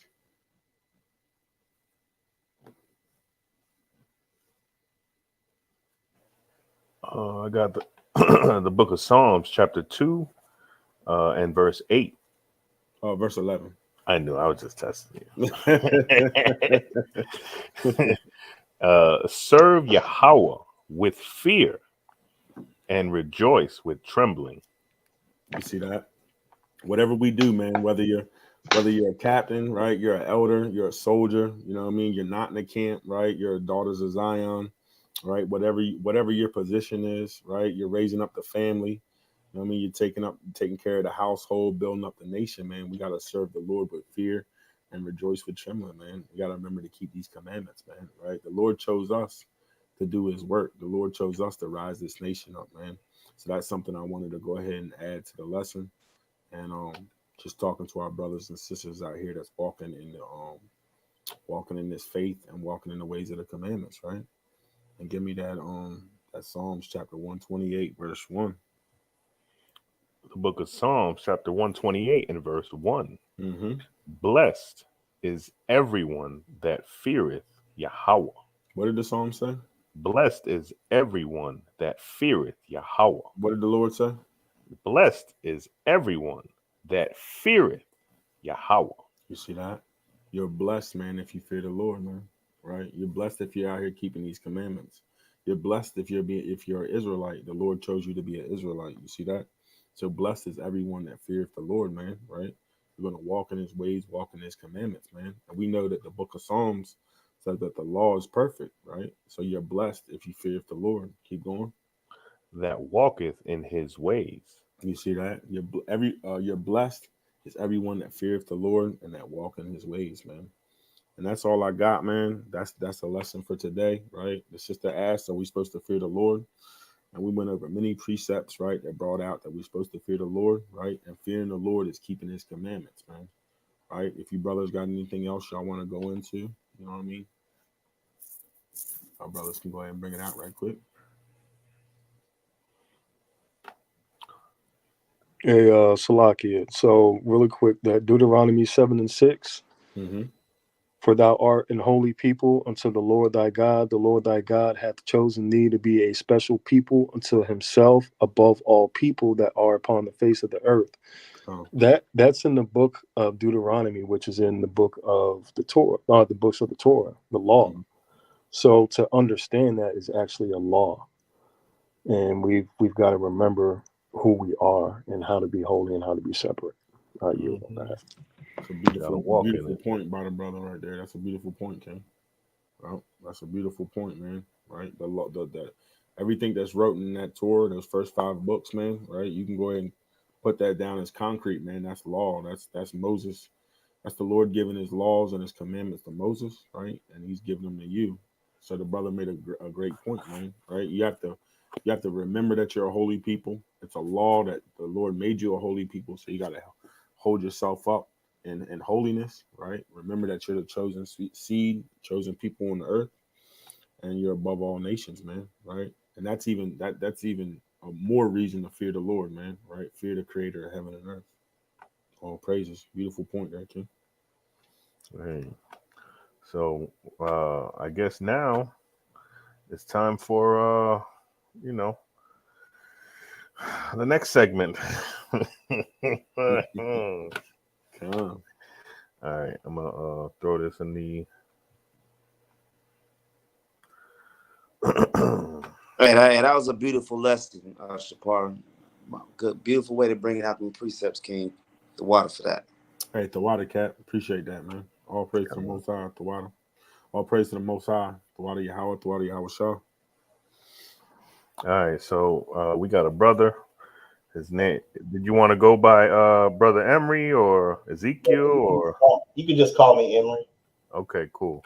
So we got Brother Emery. He wants to come up and he got a few things for us. He want to go over a few topics. And we'll let him have the floor. You know, we want to do everything decently and in order, right? So, you know, you got something to say, we're going to keep it down, let you talk, right? And vice versa. We hope you keep that same energy. But welcome to the platform, right? We YAHAWAH'S camp. I think your point of contention was about Esau not being the so-called white man. Right. He's not like at one point. Yah stops. He starts using. He stops using parables at one point. He starts telling you directly what's going on here. So I want to go to 2 Bible verses and then the Zondervan Bible Dictionary. All right, what you want me to pull up? This is Genesis chapter 28, verse 9. All right, let me get it up on the screen for you. Okay, 28 verse 9. Yes, sir. Okay.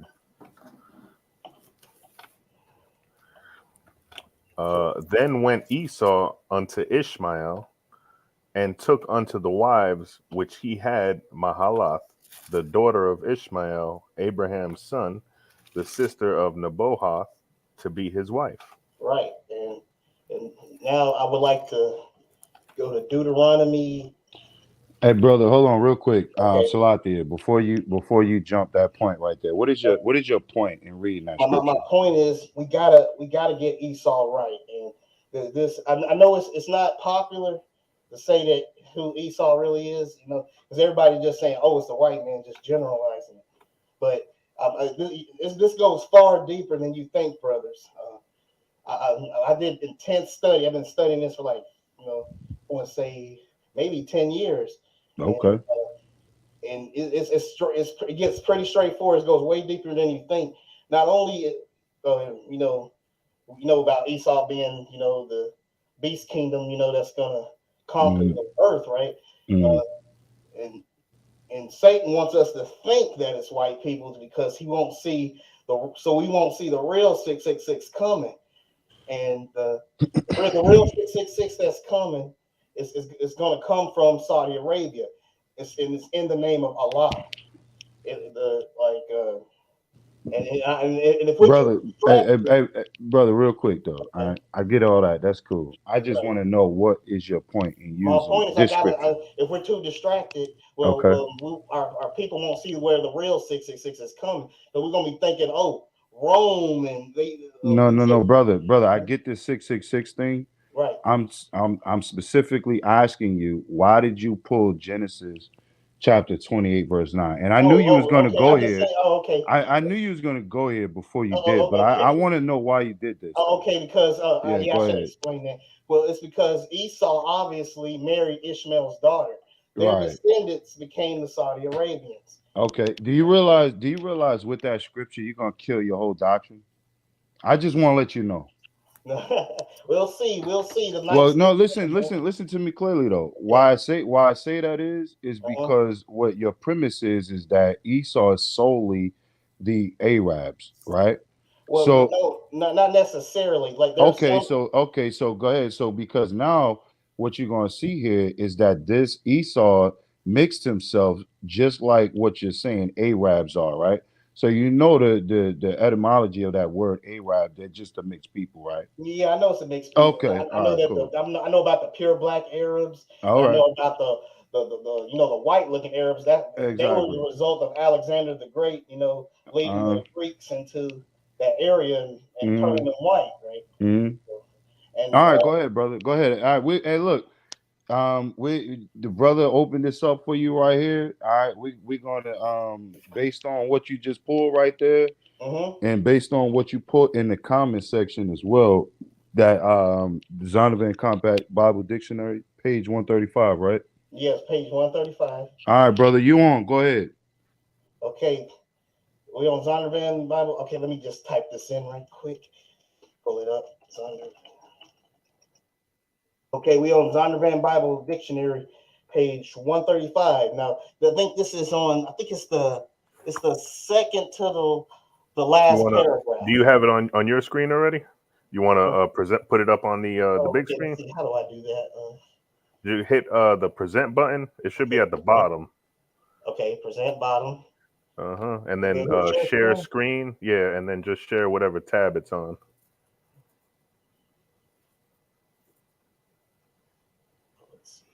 It says present screen and then share screen. And then I guess either tab or window, whichever one you want to share. Okay.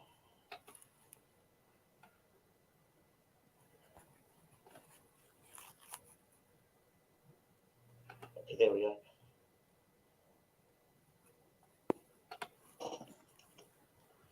All right, adding it to the stream now. Okay, gotcha. Here's my this is right here. Is that your Zondervan Bible Compact Dictionary, brother? Yeah, I have one in my in my house, but I just decided to make all my notes here. And yeah, that's fine. That's your highlights right there on that page. Yeah, yes, yes. All right, cool. All right, let's go with that. Zondervan Bible Dictionary, page 35. This is the second to the last paragraph right here. Y'all see all right, you got it. It says, all these coupled with traditions and uses extant among the present Bedouin Arab tribes, led by Esau and Ishmael and their descendants into Arabia. All right, stop right there. Stop right there, brother. Hold on, real quick. Stop right there, brother. Can you read that last sentence over for the people? If you want, you could zoom in also, just to make it bigger. Zoom in? Yeah, right there on the view on the top left. Click on view. At the very top left of the screen, it says home and then view. Click view and then you could zoom in. Oh. Yeah, right up there. Where is it? Up top. Right. Yeah. Keep going to the left, up, right there where it says view. Up a little more. Yeah, right there. And then zoom in. Okay. Yeah, you can keep going more.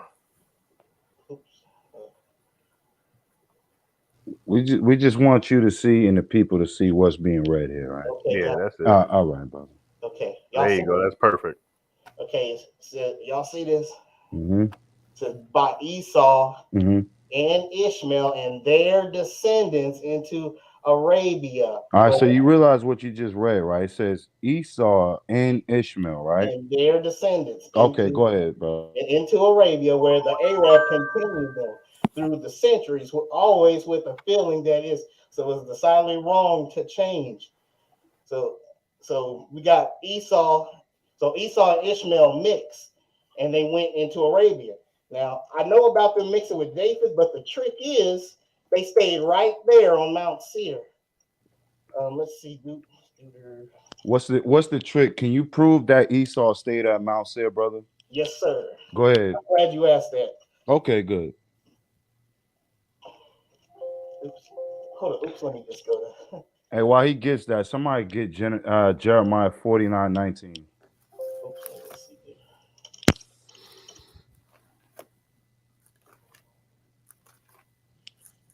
Oh, let me just type this. Sorry, I may be forgetting. Let's unto. Okay, here we go. Y'all still seeing this, right? Yep. There's Deuteronomy 22:22. As he did to the children of Esau, which dwelt in Seir, when he destroyed the horn from before them, and they succeeded them and dwelt in their stead. Even unto this day. Emphasis on even unto this day. See there? Esau didn't go anywhere. And where is Seir located? It's not located. I heard somebody actually tell me this. Seir is located in the Caucasus Mountains. No, Seir is located nowhere near the Caucasus Mountains. Seir is right there in Arabia, right? Right okay, there. cool, no problem. Like, That's beautiful. All right, so now you see how that sounds though for the people. You're reading in Deuteronomy and you're telling where all of the people that have mixed over there in that peninsula, right, in the Arabian Peninsula, right? What you're telling the people is that Esau never left, right? Right. And even though he mixed himself in Genesis, the 28th chapter, right? What you just brought out, right?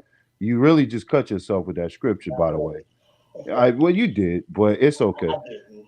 It's reading comprehension. Well, brother, the reading comprehension will show that Esau, right, got with Ishmael and his daughters, and he mixed amongst them. That's what the context says. That's Saudi, modern day Saudi Arabia. But is that what the context says, brother?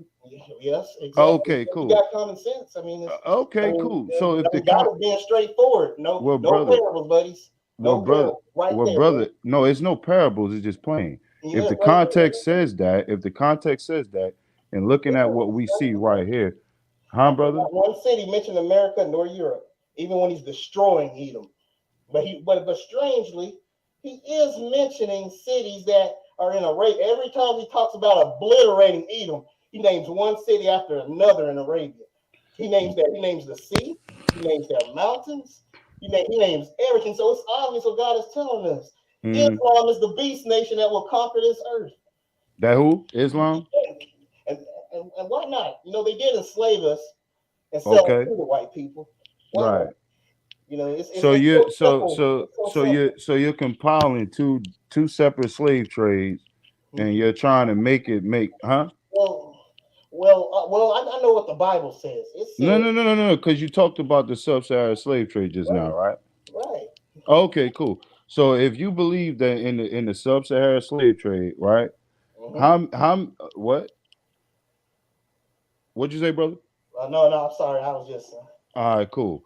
All right, so if you believe in the sub-Saharan slave trade, and that's fine, right? I want you to be clear with your statement. Right. Are you saying that the Arabs are the sole people that not took the sole people? They were they had us in captivity first, and they sold us to Japheth. No. Listen. Okay, that's fine. That's fine, brother. I understand about Japheth, right, and all that. So what I'm trying to understand is what you're saying here.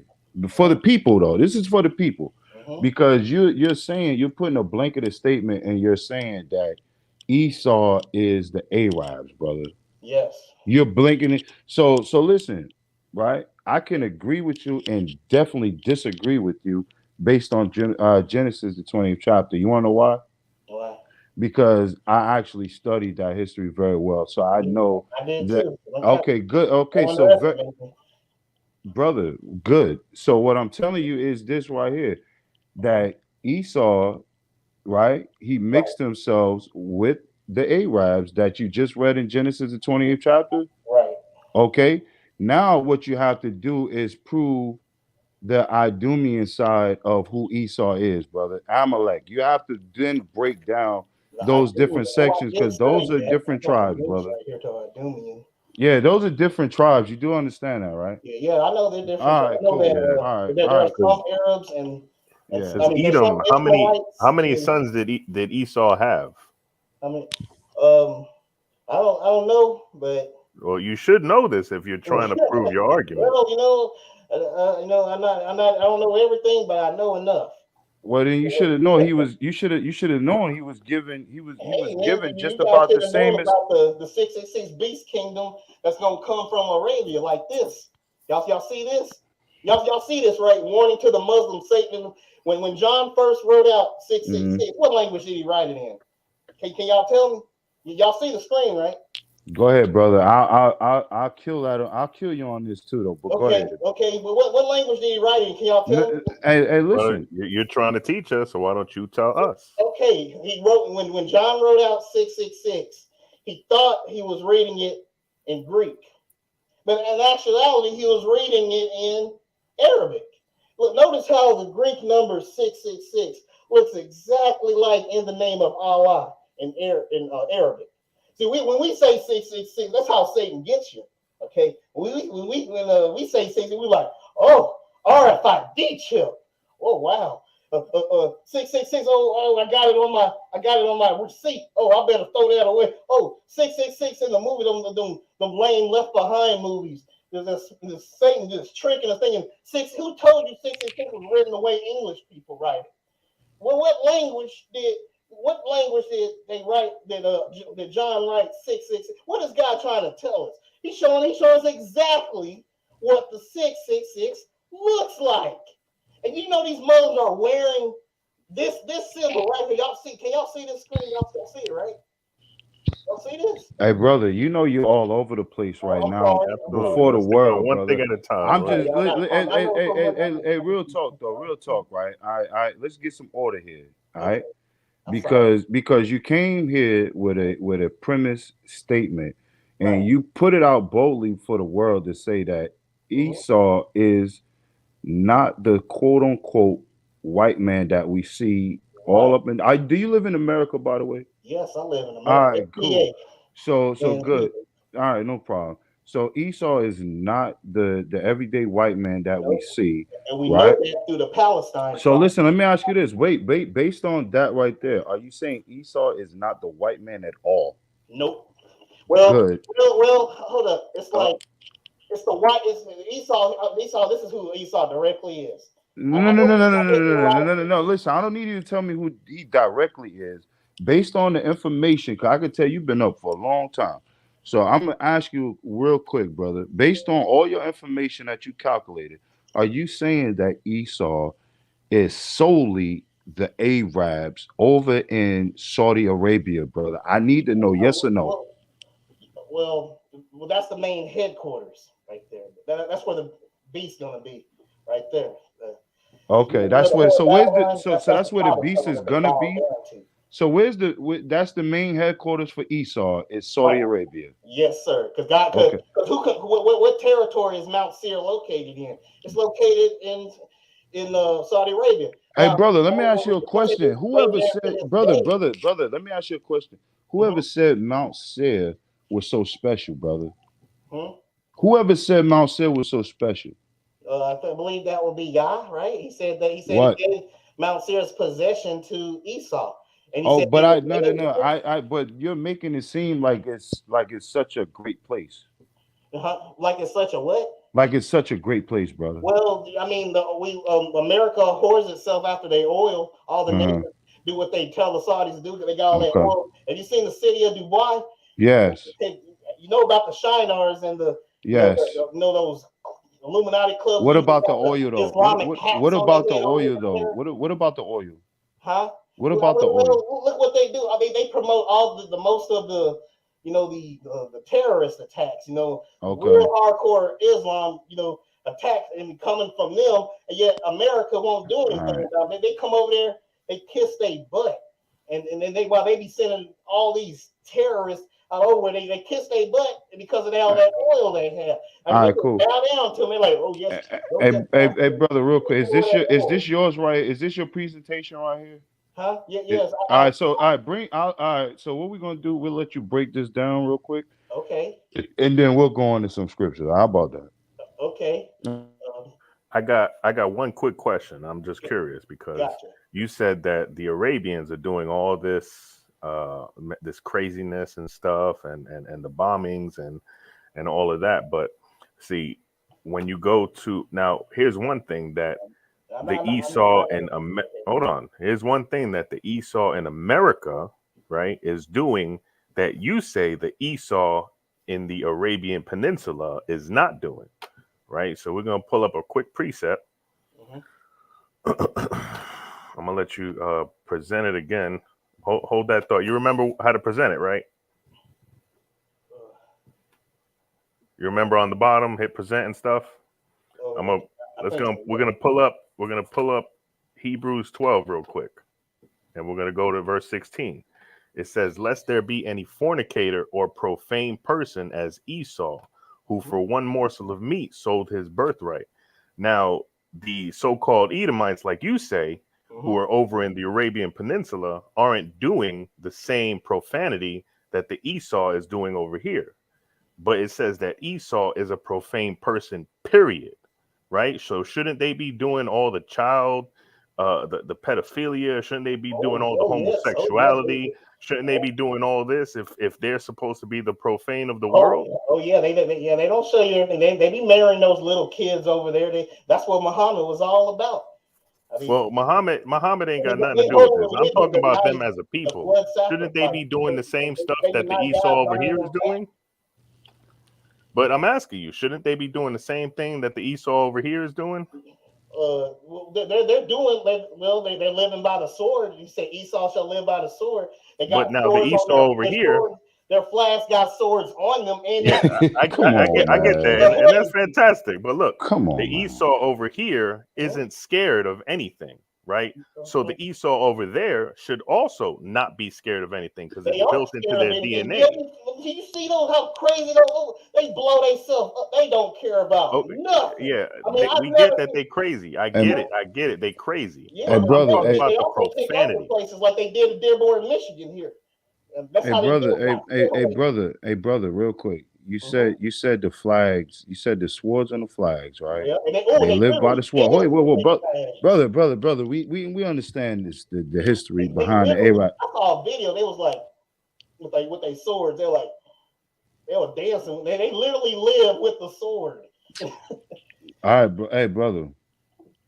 Real quick, brother. Okay. All right. I gotta know, brother, real quick. Okay. Are you saying just because the Arabs have swords on their flag that they are ruling by brother, listen, brother, no, stop, brother, you gotta stop. You looking back, brother, listen, brother. We have people actually watching this right now. I got you.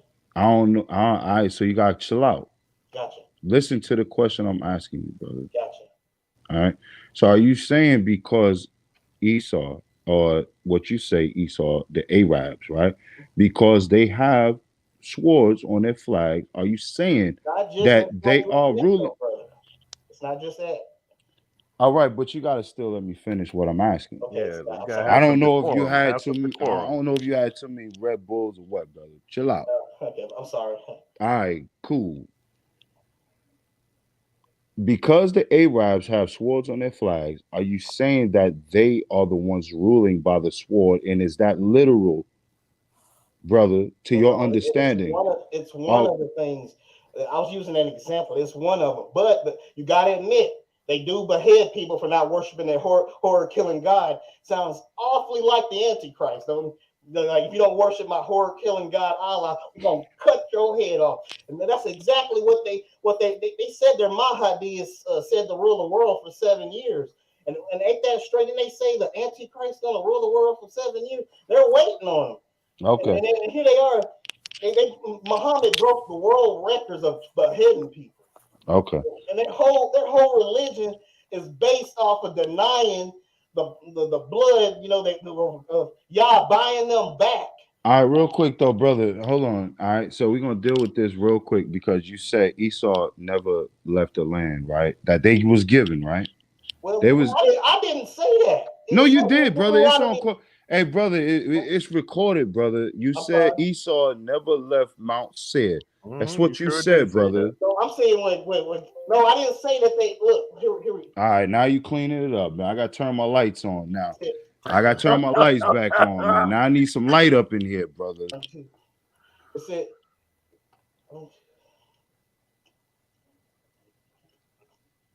It said, I tell you, Deuteronomy 2:20. I'm not saying this. The Bible said it.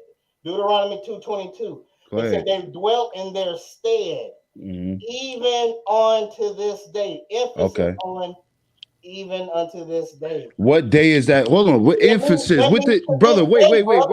With the emphasis on there, brother. We gonna put the emphasis. This day. We gonna put the exclamations at the end of it too, brother. What time period is that? You trying to say this isn't future prophecy? Like he destroyed them before? Is that what you're saying? No. What I'm saying is what time period is Deuteronomy, right?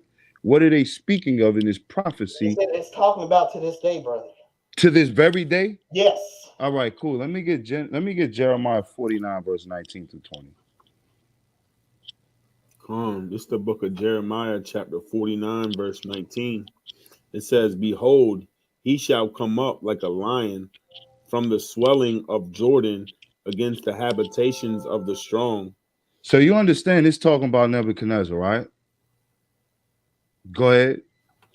But I will suddenly make him run away from her, and who is a chosen man, that I may appoint over her. For who is like me, and who will appoint me the time? And who is that shepherd that will stand before me? Therefore, hear the counsel of the Lord that he hath taken against Edom. Against who? Against Edom. So that's who we talking about, right? Right. Go ahead. And his purposes, that he hath purposed against the inhabitants of Timon. Go ahead. Not America, not Europe. Brother, relax, brother, because you just had that map up too, right? Go ahead. Yeah, I know, brother. Go ahead. Against the inhabitants of Timon, surely the least of the flock shall draw them out. Surely he shall make their inhabitations desolate with them. He shall do what?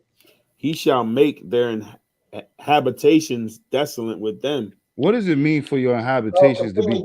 I believe it's talking about when God destroys Babylon, the beast kingdom in the end. So you saying that is future prophecy. Okay, cool. No problem, brother. Wait, brother. You're telling me what you feel, right? Okay, cool. Let me get Jeremiah 4 verse 7. Start at verse 6. All right. Are you telling me what you feel, right? Okay. Basic reading reading comprehension. Y'all, I'm reading. Yeah, exactly. We're gonna read it right here. There's Mount Seir and the Caucasus Mountains. Hey, brother, we gonna break it down right here. Just chill out. Okay. You hear me? Okay, all right, cool. Go ahead, read that. It's the book of Jeremiah, chapter 4, verse 6. It says, "Set up the standard towards Zion." Go ahead and listen, man. We the standard towards Zion right now, man. All right, stop playing. Go ahead. "Retire, stay not. For I will bring evil from the north and a great destruction. The lion is come up from his thicket, and the destroyer of the Gentiles." So I just told you this was talking about Nebuchadnezzar right here in the physical. You understand? Forget about what your spiritual knowledge is speaking of, right? In the physical, it's speaking about Nebuchadnezzar, brother. Read. "The destroyer of the Gentile is on his way. He is gone forth from his place." Go ahead. "To make thy land desolate." To do what? "To make thy land desolate." Go ahead. "And thy city shall be laid waste." And your city is going to be laid waste if you are claiming, or loving the so-called Edomites as you know them, man. Let me ask you another question, brother. What is your relationship with the so-called European man? I mean, I know that they're white supremacist cowards, and they punished our people for Okay, so why do you think they had that spirit? My brother is he's not even alive today because of this. Okay, cool. So why do you think they were given that spirit? Well, I think who was given the. Why do you think the Caucasians that you just spoke of, the Europeans, was given that spirit, brother, to kill your brother? Because we disobeyed, Because we disobeyed. All right. So listen. Now you're further going to kill your argument. Because now we disobeyed y'all, right? See, this is what I do, brother. All right. I make wise the simple very easy. All right. So now you're gonna be in the lion's den, all right here with the lion, all right, that come up from the thicket, brother. All right, stop playing. So if you understand that Esau, right, at one point in time, he ruled in many different lands. Okay, they mixed with many different people, brother, right? But yet, what it is that you're having a hard time understanding is that those particular Arabians that hold the side of Esau, they're not the whole Arabian Peninsula. That's your problem. I know, you got the tabernacles of Esau, it said, trying to think of that Bible verse where it said, it says the tabernacles of Moab Esau and the and the tabernacles of Ishmaelites. Esau. I already know, bro. Yes, brother. Yeah, go ahead. And notice that all the reason it says that because Uh-huh. he married Ishmael's daughter. Oh, And okay. you got every one of those nations. I agree with you. Is Muslim. Yeah, okay. Every one of those nations is Muslim. That's Okay. the kingdom. Hey, listen, let me tell you the difference here, what you're dealing with right now. I studied that history, so there's no problem here. Yeah. Okay. The difference is that I know who Esau mixed in on the Arabian side, and I also know who he mixed in on the Greek and the Roman side as well, sir. Yeah, me too, sir. But all right, so then listen, no, you just cut your. You see what you did just now? You don't even realize you just cut yourself again. No, don't be sorry. No, listen, you did because you said you know that history of Esau mixing himself, right? What you just said with the Greeks and the Romans. You just said that, right? That's why the Arabs look the way they do today. Brother, you finished. You don't even realize you finished. No, you don't. You don't even realize how fast I just killed you, brother. Really? Yes. Yes. I'm gonna pull out my nuclear bomb on y'all. So pull out your nuclear bomb right now. You got a couple You ready minutes. for the nuclear bomb? Yes, please. Okay. You're on your Blue Letter Bible dictionary. I said dictionary. Blueberry Letter website. I already know what you're trying to go do, brother. You're trying to go show that Esau is the progenitor of the Arabs, right? Well, yeah, you know it. Oh, you got Oh, okay. Well, listen, brother. You're still gonna come up short there, brother. I'm Hey, just but gonna look, let you know. hey, Salakia, if I may, but now you're gonna have a problem because here is Esau, right? And just to prove it up, right? Esau, right? You want to hear it too? We'll hear it too. Strong's H 6215. Go to the part where everybody says Esau. And it's right here. Thank you. The progenitor Arab people. Okay, cool. Arab all right, now hold on now. But now we also have Ishmael here, and his says the progenitor of the Arabian people. Yeah, because Esau. So which one is it? But it can't be both. See, because hold on, because it goes by the line of your fathers. Right. So now you can't have both fathers. You can't sword play in here. That's it don't right. work. Sword play don't work. You can't produce offspring from sword play. Hey, listen. You just killed yourself again. You just killed yourself again. Twice. Hey, look, go back to Genesis. Go, brother. Esau married Ishmael's daughter. Brother, go back to Genesis 28 and 10. You killed yourself, brother. How do I kill myself? Deuteronomy 2:22. Because you did. Because you.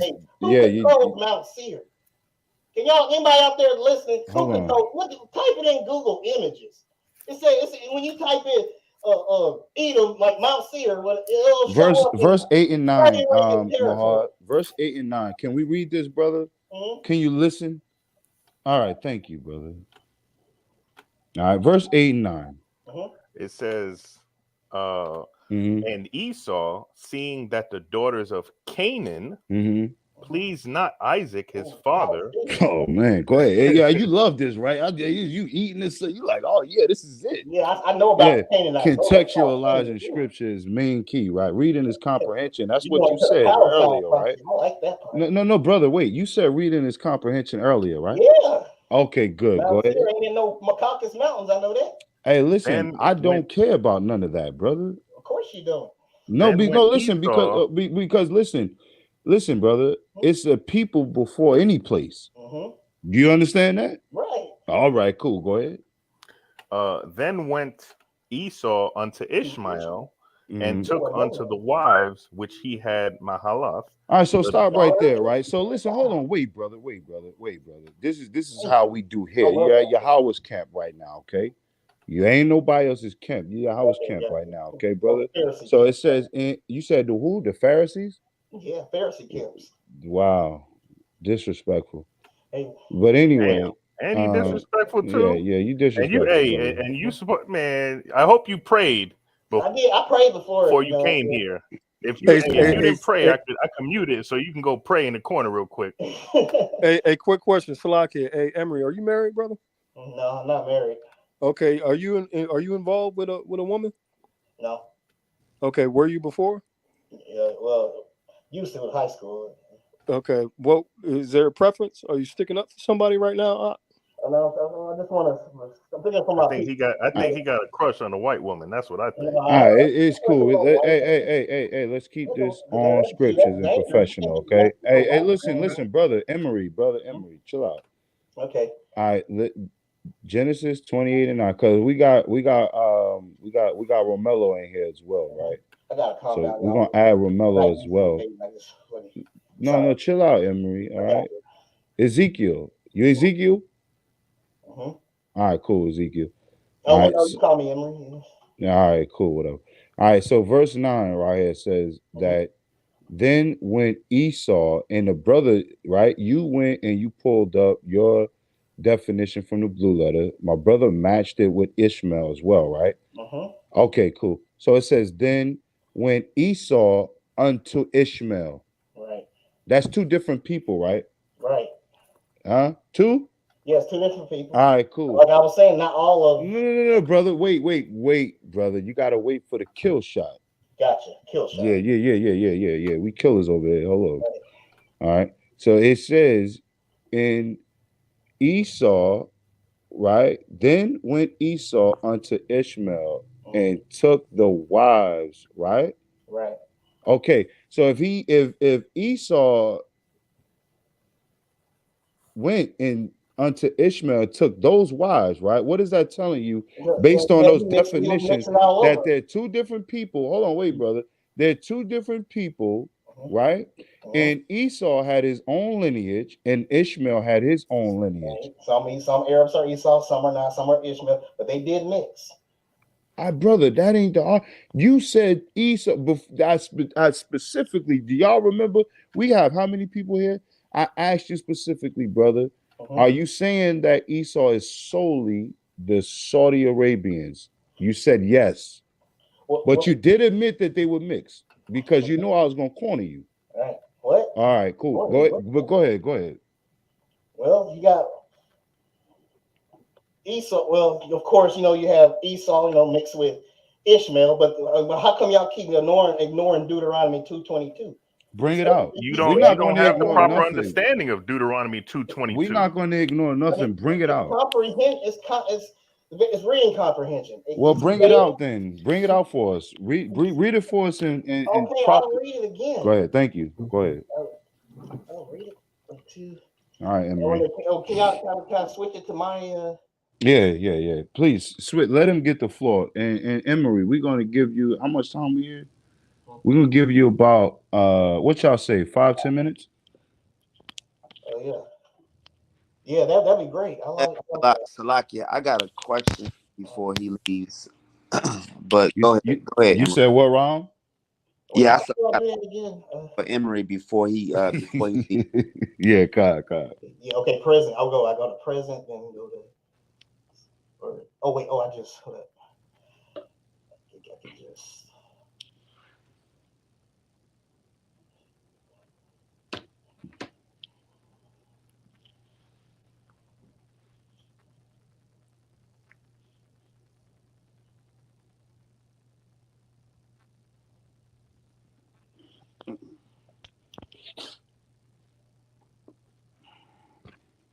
Sorry, y'all. I'm not used to using this. It's all right, brother. Take your time, brother. Real quick, brother Emery, I got a question, real quick. Are you saying in Deuteronomy 2:22, you said, I'm gonna just read it. As he did to the children of Esau, which dwelt in Seir, when he destroyed the horns from before them, and they succeeded them and dwelt in their stead even unto this day. Unto this day means to this day, brother. To 2023, is that what you're saying? Yep. So when was this written? Hey, Salakia, my bad. Esau, I'm messing with my internet connection now. No, you good. So you mean Ashkenazi Japheth?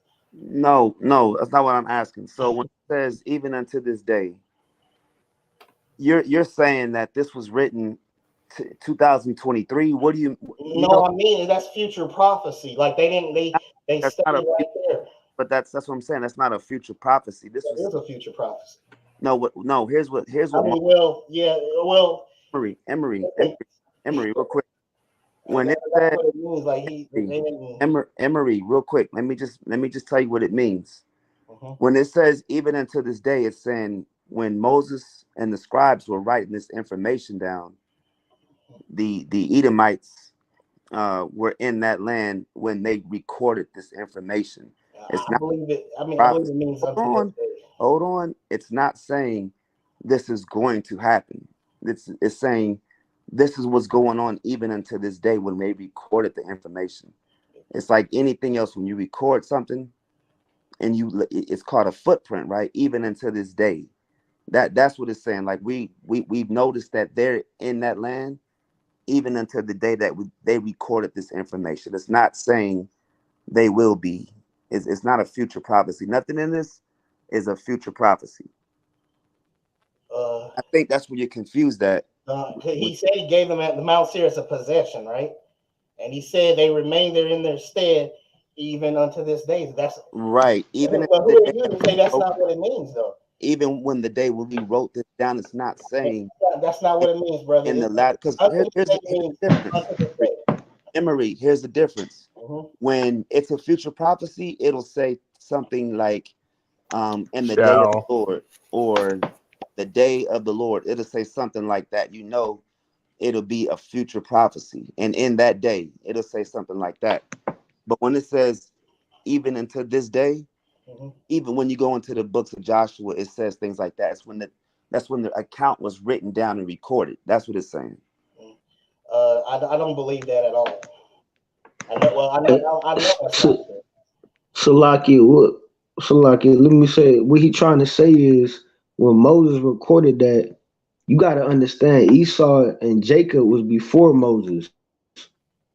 That was before Moses was born. So Moses was writing down events that happened before his time. So when he recorded that, what the brother trying to let you know is that he said even until this day, because Moses lived during a different time than Esau. Do you understand that? No. Okay, and brother, how you not understand? He helped you out. Now, real quick, brother. How do you not understand that? Now, real quick, exactly right. Because even when you want to say it's a future prophecy, verse 23, the very next verse, it says, "And the Adams which dwelt, past tense, which dwelt in Hazarim, even unto Azza, the Caphtors which came forth out of Captor, destroyed them." Destroyed, past tense, destroyed them, and dwelt in their stead. This is all events that already happened. It's not a future prophecy, brother. That's what we're saying. Hey, didn't he say context clues? Isaiah proves that it's a future prophecy. Brother, if you don't understand that, I don't know what to tell you. Y'all may need one, like I guess maybe a few cities when God is. I mean, when Yah is obliterating, when He's obliterating Edom, right? Hey, what's his name? Why you keep calling him Yah? What's his name? In America and or Europe, that's getting destroyed when he's unleashing his full wrath. But I can tell you this: when he said he's going to destroy T-Man, and those that be damned shall fall by the sword. Right. Where's T-Man and D-Dan? Everybody watching, go to Google Images. Where's T-Man and D-Dan located? It's in Mesopotamia area, brother. I don't need to Google nothing. Where's T-Man and D-Dan located? I just told you, brother. Where's any of the European nations? Emery, located. here's a Emery. I'm listening. You say Esau's the white man, but not one city, not one city in America Emery, or Europe is mentioned when Yah is. Yo, Emery, I got it. Hey, pause, Emery, you got Emery, 2 seconds, and I'm gonna mute your ass. Emery, hey, have some decorum, damn it. Emery, listen. You came on. I got to ask you a question. So, do you understand when I think Yeshua was saying the same thing? When you identify a land, you also identify the people. So we would be Israelites, even though we're not in the land of Israel, but we still call ourselves Israel. So even when it gives you land, I'm sorry to interrupt you, but have y'all already given me 10 minutes to start, or you're counting this as it? Man, What brother. the hell? 10 You minutes. think this is an official debate? Hey, brother, we gave you damn 10 minutes, like damn 40 minutes ago. Sorry, I'm not used to. I'm not used to debating, y'all. This I ain't a love doing debate, the brother. comments, This but y'all ain't a want to debate, take my brother. long We just If trying this to was have a a debate, you'd conversation have with been you. We're finished. trying to get where you at. Here's the question that I want to know, and here's the question that I'm sure everybody else want to know. What is your purpose? What is the reason that you want Because this I don't want some information out? false doctrine going around that Esau the white man. Because if y'all think that, then y'all ain't gonna see that in the name of Allah, the 666 that Satan's gonna put on your body, and you're gonna end up going to hell for all eternity. Oh man, hey, that's crazy. I got a question. Hey, I got all right, a hold on. Go ahead, Cap. Go ahead. Okay, Emery, who are the people in Israel right now? What is their nation? What nationality? Yeah, Ashkenazi, the sons of Japheth. So they're not Edomites, right? Nope. Okay. No way does it say that Ashkenaz are Greeks descended from Esau. That's fine. Okay, so Magog don't come from Esau either. okay, but I got a question. So let's go to Ezekiel 36, and let's get verse 4, and then I want to get verse 5. No way they deleted that. And I want you to show me, like, who occupies Israel today. You said we're Japhites. The Gentiles occupy Israel, the Ashkenaz. You said, hold on, you said Japhites. Right. Okay, and so that dwells in Ashdod. Okay, you said they're not. What was that? Type that in. You want me to bring out this precept? Let me see. Come on, let's get. I just want to get some clarity. Okay. Let's get Ezekiel 36 and 4. The book of Ezekiel, chapter 36, and verse 4. Therefore, ye mountains of Israel, hear the word of the Lord God. Thus saith the Lord God to the mountains and to the hills, to the rivers and to the valleys, to the desolate wastes and to the cities that are forsaken, which became a prey and derision to the residue of the heathen that are round about. Okay, so read verse 5. Therefore, thus saith the Lord God, surely in the fire of my jealousy have I spoken against the residue of the heathen, and against all Idumea, which have appointed my land into their possession with the joy of all their heart, with despiteful minds to cast it out for a prey. Now, here's my question, because if you go further, we understand that this is going into what you would say Israel going back into the land, the real Israelites, and getting that land back. So really, this is a future prophecy, right? And it says in this future prophecy that the Edomites will be in the land of Israel today. So we know through the Balfour Declaration that who you claim to be Ashkenazi, Japhetic. I don't claim it. The Bible says that. Hold on. Let me finish my question. So if the Japhites are in the land, why is this prophecy saying in the end times that the Edomites will be in the land? Edomites are. Well, I did study on some Idumea. I got some links here, but well, you know, Idumea is Esau. Yeah, It's Edom. I remember I got into a huge debate with these Ashkenazi Jews over there. They were my worst trolls, and there was this one brother, like he was just like swearing, like we were just going back and forth. So it was all three of us battling, right? And he brought up like what's his King. Hold on. King Herod. King Herod, right? King Herod. But that's the deal, though. So this is going into the end times, way after King Herod, right? Way after Agrippa, all the Edomites. It says in the end times, basically, that the Edomites will occupy the land of Israel. No Bible verse says the Edomites going to occupy Israel. It just said Idumea. Listen, Idumea. You know, when like I was trying to get to my point right there. Like I said, are Idumeans Edomites, or are they Japhites? King Herod. You know, King Herod ruled over. Don't do that, brother. Don't do that to yourself, brother. Psalms H over Israel at that time, 123. right? Listen, And he was granted Edom. Roman citizenship, he right? was a governor of He Israel was of granted Judea. Roman citizenship, right? He was a governor of Judea, but this is talking about the land of Israel. Yes, at that moment, yes, right. That's what it's talking about, right at that moment. But I went to multiple sources, right, and then I discovered that King Herod was an Arab. King Herod was an Idumean. King Herod was That's why he was granted Roman citizenship. Why would he need to be granted Roman citizenship when he's already because Rome is a citizenship. Rome is not a nation. Yeah, he was.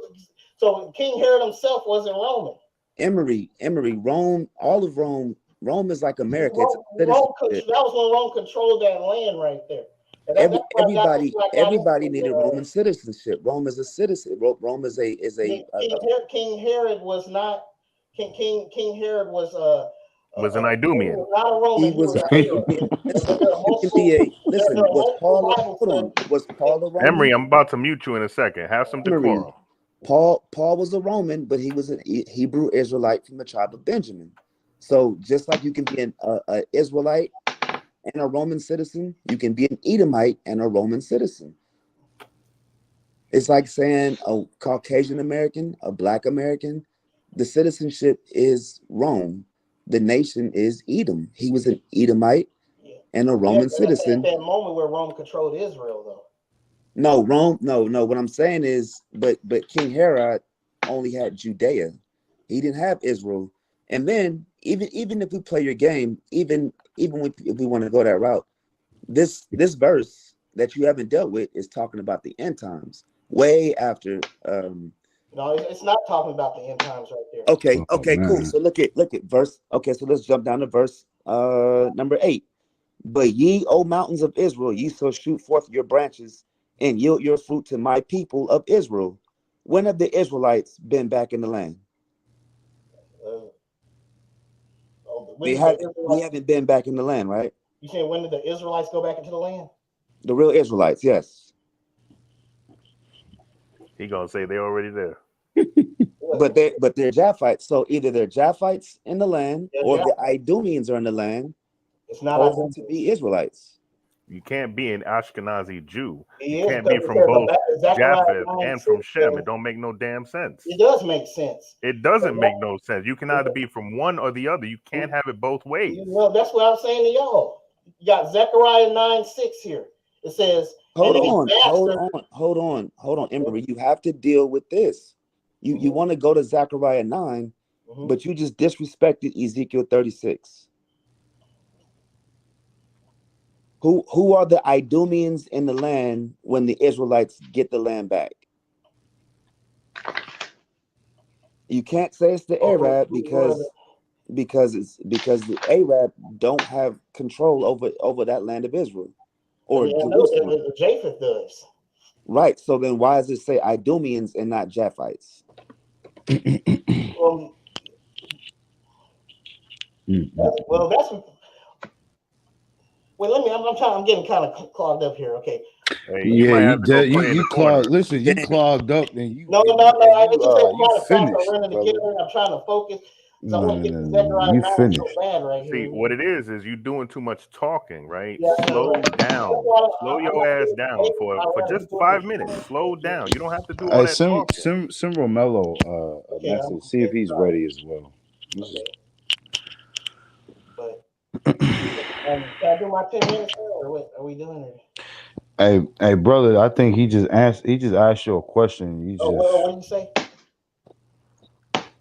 See, you're doing all that talking. You're not hearing anything that's coming out.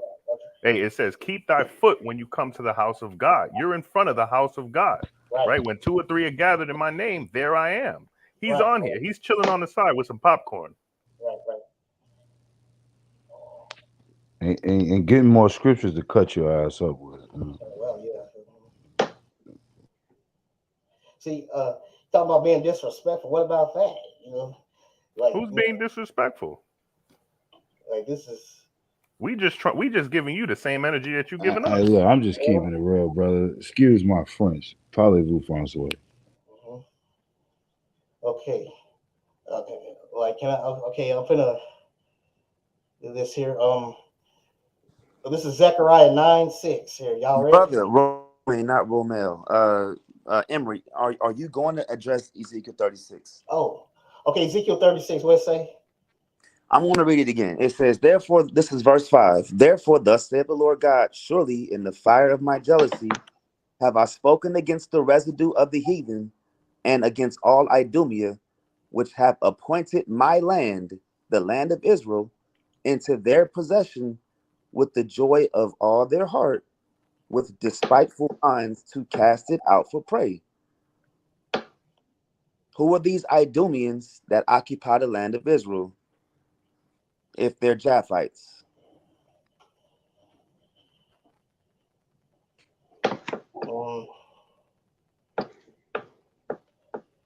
It's okay to say you don't know. Yeah. That's called humble. Yeah, but yeah, I know that Idumean they control the territory of at that time. You know, you had the Romans; they was controlling Idumean. But They this had is King future Herod. prophecy right here. But King Herod was an Arab, right? This is He was an Ezekiel. Idumean. Yeah, but this is not even during the time of Rome. This is Ezekiel prophesying on the land of Israel for the end times. This is way after. No, that's not the end times. Okay, that's what I'm Come saying. on, So bro. if you read on again, brother Emery, if you read on, Israel was conquered before, like a lot. That wasn't the end times.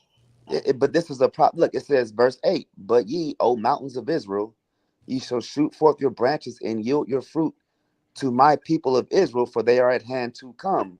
Meaning the Israelites are going to come back into the land, right. And the land is going to bud the blossoms and the fruits and all the beautiful the pleasant things that Israel once had. Right? It says, for behold, I am for you, and I will turn unto you, and ye shall be tilled and sown, meaning that land will be replenished again when the Israelites come back into the land. So right now, when you go into the land of Israel, it's desolate because the heathen are in there occupying the land. It's not yielding its fruit. Yeah, but Israelites come back to the land. Occupying the land. Yeah, the Edomite. They openly call themselves. They openly call themselves Ashkenazi Jew, right? Right. You said, why are they calling themselves? Right. The Ashkenaz. Who does Ashkenaz descend from? The Bible From says Japheth. Ashkenazis descend from Japheth. We So can you explain that. You can't be a Jew if you're from Japheth. Yeah, right. They're from. They're imposters. You must come through the bloodline of Shem. Exactly. So if they come from the bloodline of Japheth, then they're not Shem. You can't come from both. There was only 8 people that were alive. They're imposters. They're imposters. No shit. That's Right. what we're trying to tell you. Hey, put him on the big screen, man. Just blow his ass up real quick. It's like this. Okay, we got Zechariah 9. Oh, hello. Oh, okay. Sorry. See that? I'm not used to this. Okay, I'm sorry. Let me go back to this. No, put him back on the big screen. He got stuck. He was finished. So, Emery, what do you identify as? Are you an Israelite? yeah. I identify ethnically as Hebrew, but I'm also saved. Been saved since I was 12. You already You saved? can't be saved. That don't make sense either. Wow. Here we go. Hey, This is it. he that endures to the end, the same shall be saved. We're not at the end. You can't be saved. I can use like he told and now it makes sense why you have so many bugged out doctrines. Unless You're you be a Christian. born again, you shall not see the kingdom. You got a lot of gaming chairs too, by the way. I think you got too much going on.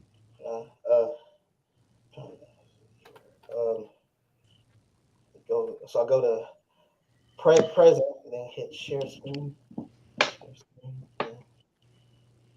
You say you're gonna share screen? Okay. Y'all see this, right? Oh man. Okay. This is Revelation 13:15. Go ahead, brother. You got it. You got the floor for about 2 what minutes. y'all want to give him? 2 minutes? Yeah, we pushing on 3 hours. So All right, cool. All right, brother. We'll give you a good 5 minutes to make your point, brother, and we're gonna move on. Okay. All right. And if you want to future anything, we'll do it. Okay. Okay, we have Revelation 13:15 here. It Mhm. says that the beast that speaks, that whoever bows down to it and takes the mark in the lake of fire, will burn forever, right? Then we have the Quran here. This is the unholy Quran here. This, from Surah 9. It's the only Hold on, wait. Before you read, do you believe in the Quran? no, All right, so why are you reading it? because God is showing that this is warning us that this is the beast nation that will. All right, go ahead. Go ahead. So this is your stance right here, right? Right. This is Quran. All right, go ahead. See how this Bible verse lines up with the Quran right here. Okay. Yeah, go ahead. God brother, ain't go in ahead. the Quran. Quran Surah 9 verse 82. We read, and when the word shall come to pass against them, we shall bring forth for them a beast out of the earth who will speak to them, because people did not believe in our Yah. So you got right here, it says a beast gonna come out the earth and speak. You said the people didn't believe in who? Huh? You say that one more time. The people didn't believe in who? In our Yah. Okay. And a lot of Muslims believe that the beast that's gonna come out the earth and speak is good. But we know what the Bible says about the beast. The beast gonna come out the earth and speak. Okay, so listen, is this literal right here? Hmm? Is this literal what the Quran is saying? Yes. All right, cool. Because No, I just want to be. I just want to be clear, brother. right? And they're gonna say, "Wow, a talking animal," right? Yeah, And go they're ahead, gonna brother. start bowing down and worshiping the beast. The Muslims believe the beast that comes out the earth is good. Okay. And I want to go ahead and make my point on the Palestine prophecy right quick. Go ahead, brother. Okay.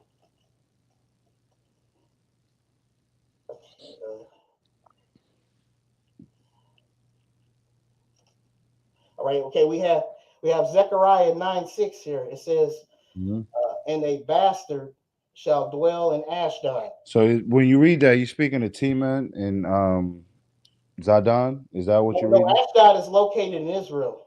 All right, cool. I just want to make sure what your understanding is. Okay. All right, go ahead. Okay. This is Zechariah 9:6. It says, "And a bastard shall dwell in Ashdod." That's a city in modern day Israel. And I will cut off the pride of the Philistines, right? And I went to 10 different sources, right? And all Palestine mean is land of the Philistines, right? So then we go to Genesis. Hold up. Let me go. Take your time, brother. You got 10 minutes. Okay, gotcha. More like 7 now. Well, go ahead.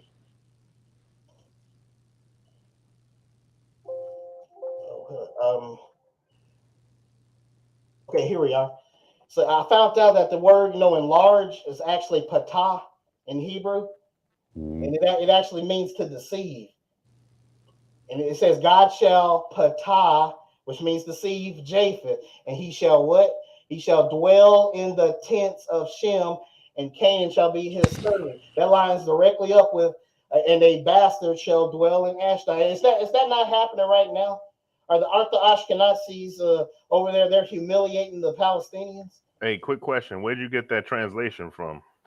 Because the KJV doesn't say that. I went to the official Bible websites that said that patah does mean deceive. Y'all want me to take y'all to those links? I mean, I don't think we have enough time, but the KJV, if you want me to bring it up, it says something different. It says I know God, it says enlarge, right? It But says God shall enlarge. What does that mean? It really does mean patah in Hebrew. It means to deceive. So it says Does it always mean to deceive? Huh? Does it always mean to deceive? Because the Hebrew words, they mean many things. Like earlier, I brought out the word fear, but it also means to reverence, to respect, right? And to what's the other one? Salakia. It means it means multiple things. Make silly. It all depends on the It means context. to persuade. It means to persuade.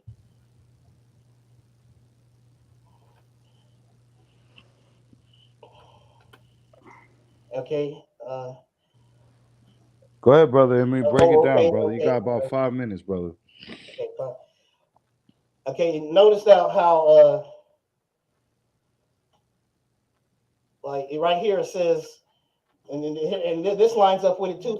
So you have, like I said, it said God shall patah Japheth, which means the seed, and he shall dwell in the tents of Shem, and Canaan shall be a servant. When it says Japheth, we know it's talking about the Ashkenaz right there, and we know who's dwelling. It sure ain't us. We're not dwelling in our tent. We're not dwelling in our land in Shem, which is the so-called Negro. But you have Canaan. Those are the Palestinians that are over there right now. And then when you add that to Zechariah 9:6, you got Yah calling the people that are dwelling over there bastards, and a bastard shall dwell in Ashdod, and I'll cut off the pride of the Philistines. Now we got to ask, is that going on today? Aren't they getting humiliated by the bastard that dwells in Ashdod? That Palestine prophecy is happening today. It's a portion of that happening. I can agree with that. Go ahead. And then we have Amos 1:8. It says, and I will cut off the inhabitant from Ashdod. It's another city in modern day Israel. And him that holdeth the scepter. That means rulership. And Ashkelon. Ashkelon is another city that's in modern day Israel. And I will turn my hand against Ekron, and a remnant of the Philistines. That's the Palestine. Means land of the Palestine. Palestine means land of the Philistines, right? Shall perish, saith the Lord. So they're both going to be destroyed because both of them don't belong in that land at all. And of course, whenever Yah is talking about destroying Edom, he always mentions cities that are in Arabia.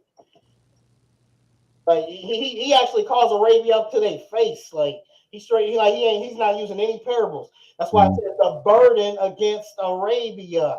Isaiah chapter 21, verse 13. The burden against Dumah. All the glory of Kedar will fail. All these cities are located in Saudi Arabia, not America, not Europe. So you're speaking. Listen, brother Emery. Do you know what you're speaking of, though? You still say I got 5 minutes, right? No, I'm asking. Hey, who's typing right now? You're on live. Oh, sorry. All right. So real quick, brother. It says,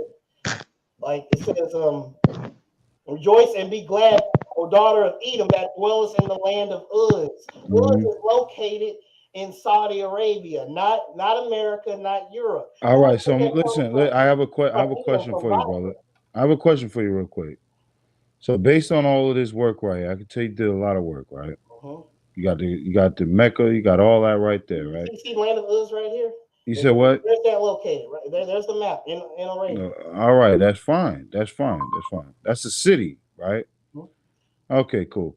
So even with all that, right? Let's just say everything you said was right. It is right, brother. Let's just say all that's right. Okay. All right, cool. So in judgments, right, in the prophecies that must come to pass, when you look at all of what you just said, and I agree, those cities must be destroyed, right? Because those are factions of who? Well, we've already read that there's a distinction and a difference between who? Esau and Ishmael. But the premise Esau married Ishmael's daughter. doesn't matter. The progenitor, No, it does matter. brother, listen, you clearly obviously don't know lineage. No, like I showed you what. Okay, so did the women listen, brother? Hold on, chill out. Did the women decide who would be the tributaries of those people? The women. Do the women decide who are going to reign the land, brother? What? The women, because those are women. Esau married the women, brother, right? Yeah, right. Esau married the women, right? Okay, all right. So he didn't marry men, right? Mhm. Okay, so we know men are rulership, right? Men carry the seed, right? Right. Esau. Men are the progenitors, right? Mhm. Okay, cool. So with that being said, all that greatness, that was beautiful. Mhm. With that mixing, Esau still mixed with who? With Ishmael. Good. You still cut yourself at the end of the day, brother. Hey, Remember what the Zondervan Bible point. said. Here's the point right here is that Esau and Ishmael are going to be destroyed.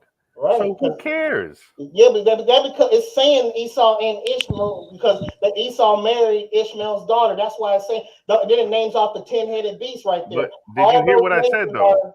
All those nations are. He don't hear what you said. But hold on, slow down for a second. Did you hear what I said? No. It doesn't matter if Esau mixed with Moab. Who gives a crap?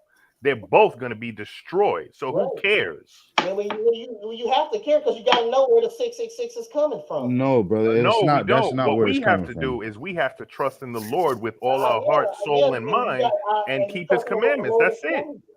That's why I'm trying to ask you, what's your point behind all of this? My point is to warn you that warn my people that false doctrine of saying Esau the white man, you're gonna wind up and mess up, and the Arabs gonna sneak up on you, put in the name of Allah on your hand. Yeah, okay. Look, hey, brother, hold on, wait, watch this. The Muslims are wearing. So you said so. Hey, brother Emery, brother Emery, Emery, Ezekiel. Yes. All right, cool. The name of the Lord is what?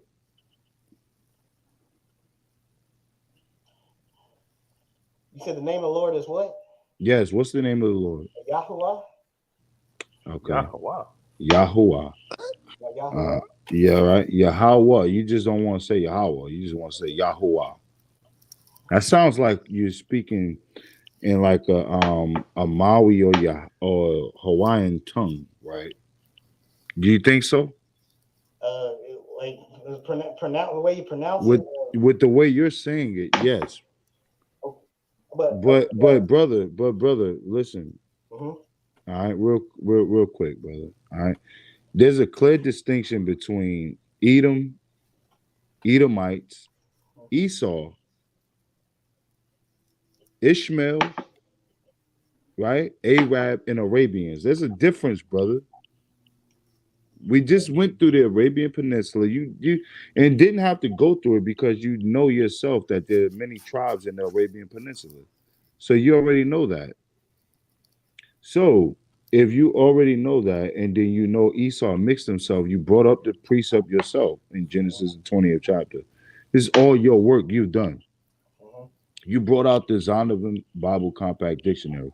Yeah, it said and their descendants into Arabia. Wait, but wait.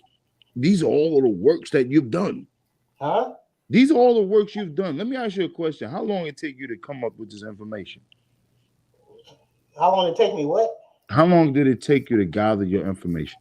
It took me like 10 years. 10 years. Yeah. And so what I'm trying to tell you is in 10 years, it took me 20 minutes to figure out your premise, brother. Yeah, well, look. I don't even think you understand what happened. Well, you don't understand. I do. No, And listen, my brothers are here right here. These brothers. Listen, wait. Before you continue, these brothers are here that witnesses. Okay, can I gave your premise and your doctrine before you started. Can I read this right quick? Let me give you this. Read what you want, brother. Read what you want. Okay, we got 1 Kings 10, right? 14. Oh man. 15. It says, now the weight of gold that came to Solomon 1 year was 636 talents of gold. You're not gonna weigh up the talents of gold of Solomon to try to say that 666, brother. You're not gonna do that, brother. Don't do that to yourself, brother. The spice merchants. I think we're done here. And all the kings of Arabia. No, listen. 600. I think we're done here. Right, this motherfucker is bugged out of his mind. Hold on, right? let's keep order. Let's keep order. And I'm sorry, it just let's keep order. All praises to the Most High. Right? Hey, this is for the brother Emery, right? Look, This is what the Lord has smite you with, right? Deuteronomy 28:28. The Lord shall smite thee with madness. You, my brother, are in mad, right? And why are you mad? Because of this. Because you need to trust in the Lord with all thine understanding, all thine heart. Everything you have to give to him, or else he's going to smite you with madness. And we gave you 15, 17 minutes, and you still didn't make your point. Way So past like the minutes. we gave him over a damn hour. And he Literally. Yeah, for real. Yeah, it's For time to, hey, look, for nothing. Hey, hey, look, we actually gave him more than any other Israelite would do on their platform. How about that? That was madness. Hey, Salakia, I wanted to cut him, man, because y'all cut him off. He was doing a lot of talking, but I wanted to pull out that edition of Esther, man, chapter 16, verse 10, man. And he had to deal with why they called Haman, man, a Macedonian, right? Oh, man, call Alexander the listen, freak. brother. They have a whole nother. He has a rebuttal for that, unfortunately. Mm-hmm. See that? Right. So he have a rebuttal for the Macedonian and the Greeks and all that, unfortunately, with their doctrine. That's why it was strategically broken down the way it did. He spoke himself into a corner trap. And I wanted to ask him, because me and Yashawan was bringing that out last week, right? And he was going into Timon, right? I wanted to ask him, why did Alexander and Philip, their dynasty, why did they call that the Timon dynasty? You see that? If they're Japhites, why did they take the name of Edom, right? Why did their dynasty deal with the same names of Edom? But yeah, man, I couldn't bring it out because the brother was all over the place. No, so like, I mean that's a cut though. The way he was talking about, he said Esau is only in Saudi Arabia, but like Cut you was himself. talking about the Macedonian, he was an Edomite because he go back to the Agag, which was a descendant of Amalek. So how is it an Edomite from Macedonia if they only in Saudi Arabia? And even if he was going to go to the point of that citizenship, right? That's even more proof that Amalek mixed with Esau. I mean, mixed with the Greeks. You see that? And that's what King Shu was trying to say. He was saying that Esau and Amalek mixed with the people that lived in those lands, and now you got a whole dynasty of Edomites, of Amalekites. You see that? But And yeah, he must ain't paid attention to the previous history lessons that we went right. into, apparently, with the Greeks and all that. Right. I think we blowing smoke up here in YAHAWAH'S camp. Not no more. Hey, brother Emery, you know, if you feel like we've done you wrong, hey, by all means, go study, go pray in the corner somewhere. Hey, where right? Romello Come check Pops us from out. Sugar Hill? Romello's Pops from Sugar Hill. Ramel never showed up. Yeah, we could say him for next week or something. Yeah, cool. we could get him the whole 2 hours. Hey, Shapar, send us up out here, man. Yes, Let's please. get it. Hey, man, all praise to the Most High, man. We was able to bring out a mighty lesson, and we was able to shed some light and try to teach the brother Emery, right? Shalom to the children of Israel, right? This is Warzone Wednesday. We give all praise, honor, and glory to Yahweh in the name of his heavenly son, right? YAHAWAH'S, right? And that's all I got, man. All praise to the Most High, Yahweh, Bahashim, YAHAWAH'S, Mashiach. That's right. Hey, we All out of here, praise. yo. Hey, Emery, you want some more? Just send us an email, all right? Hey, Shalom, Israel.